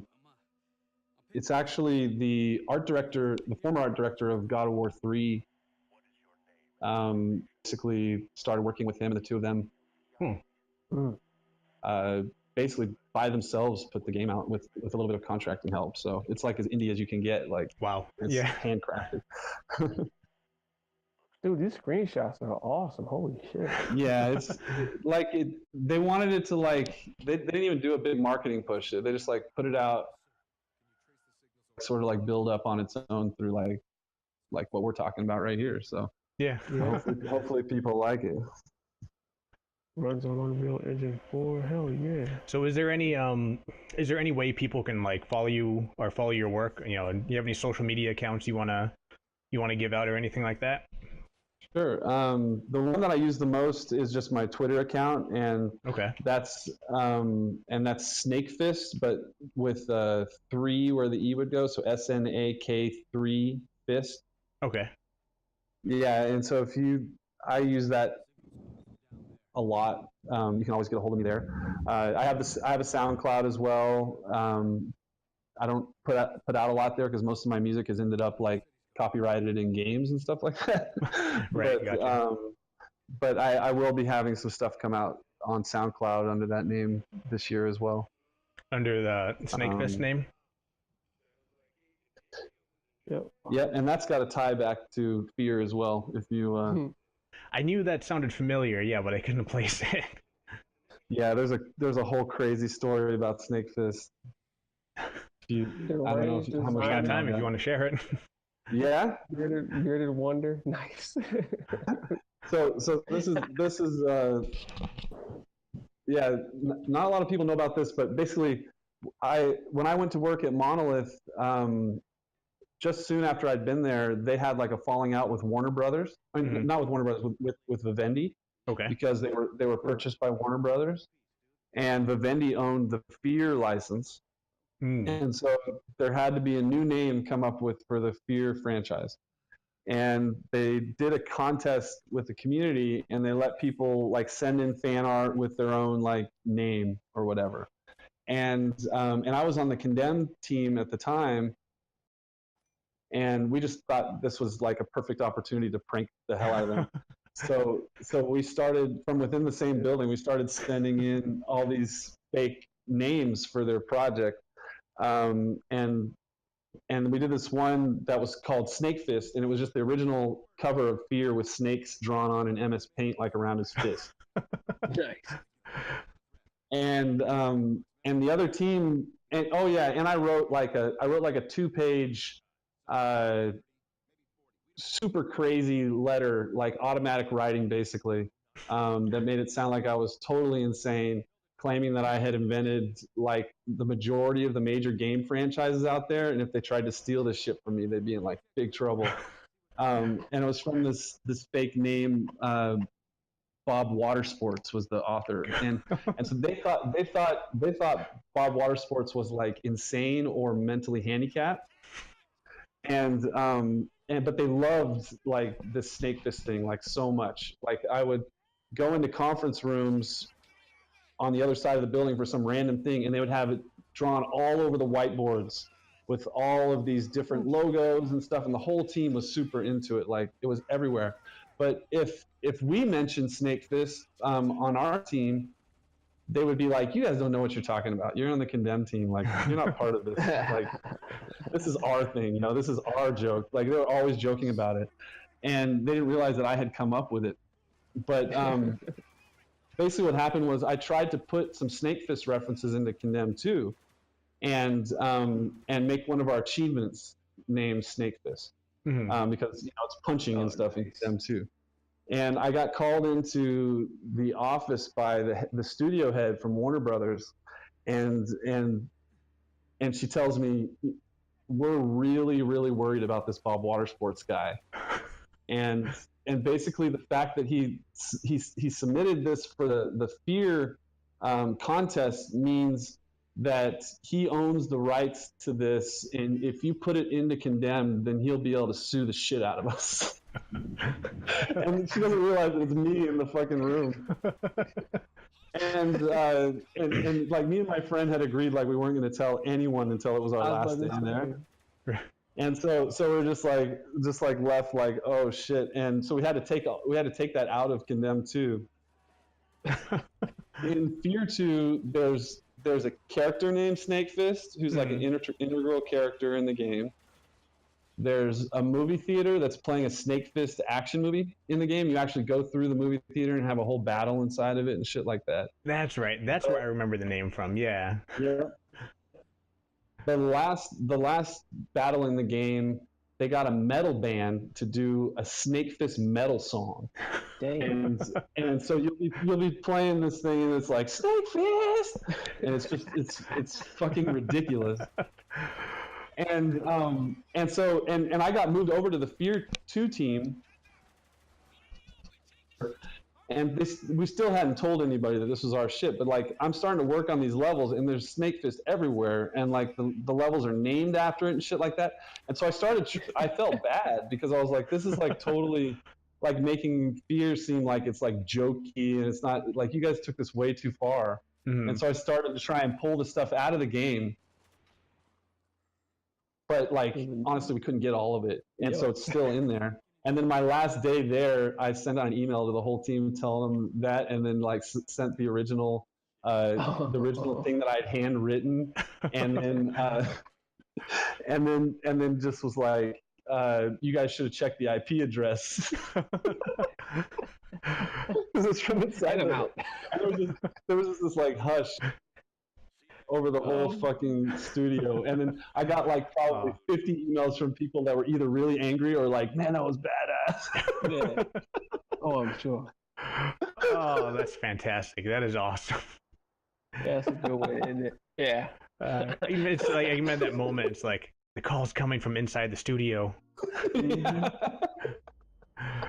It was so ridiculous. I couldn't believe it. Like we literally did that in like 10 minutes, and it affected so much. Like you have to be careful with the secret inside jokes you make. I guess so. Oh, that's great. That is great.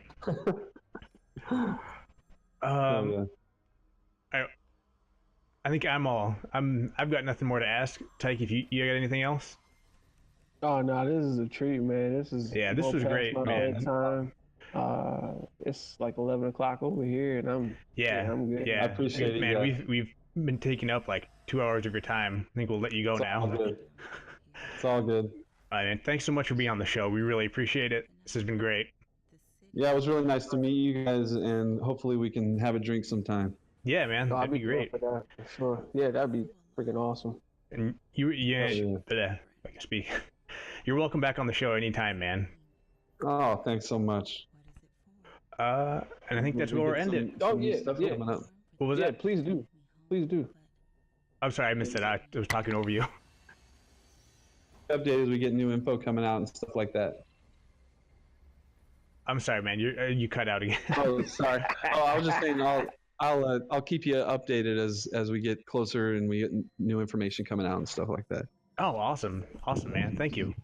All right, I'll do my little outro. Listeners, thanks for listening. I hope you enjoyed our talk. If you did, please like the video and subscribe to our channel. If you have anything you want to talk about or got any thoughts, drop them in the comments. Thanks for listening. Good night, everyone.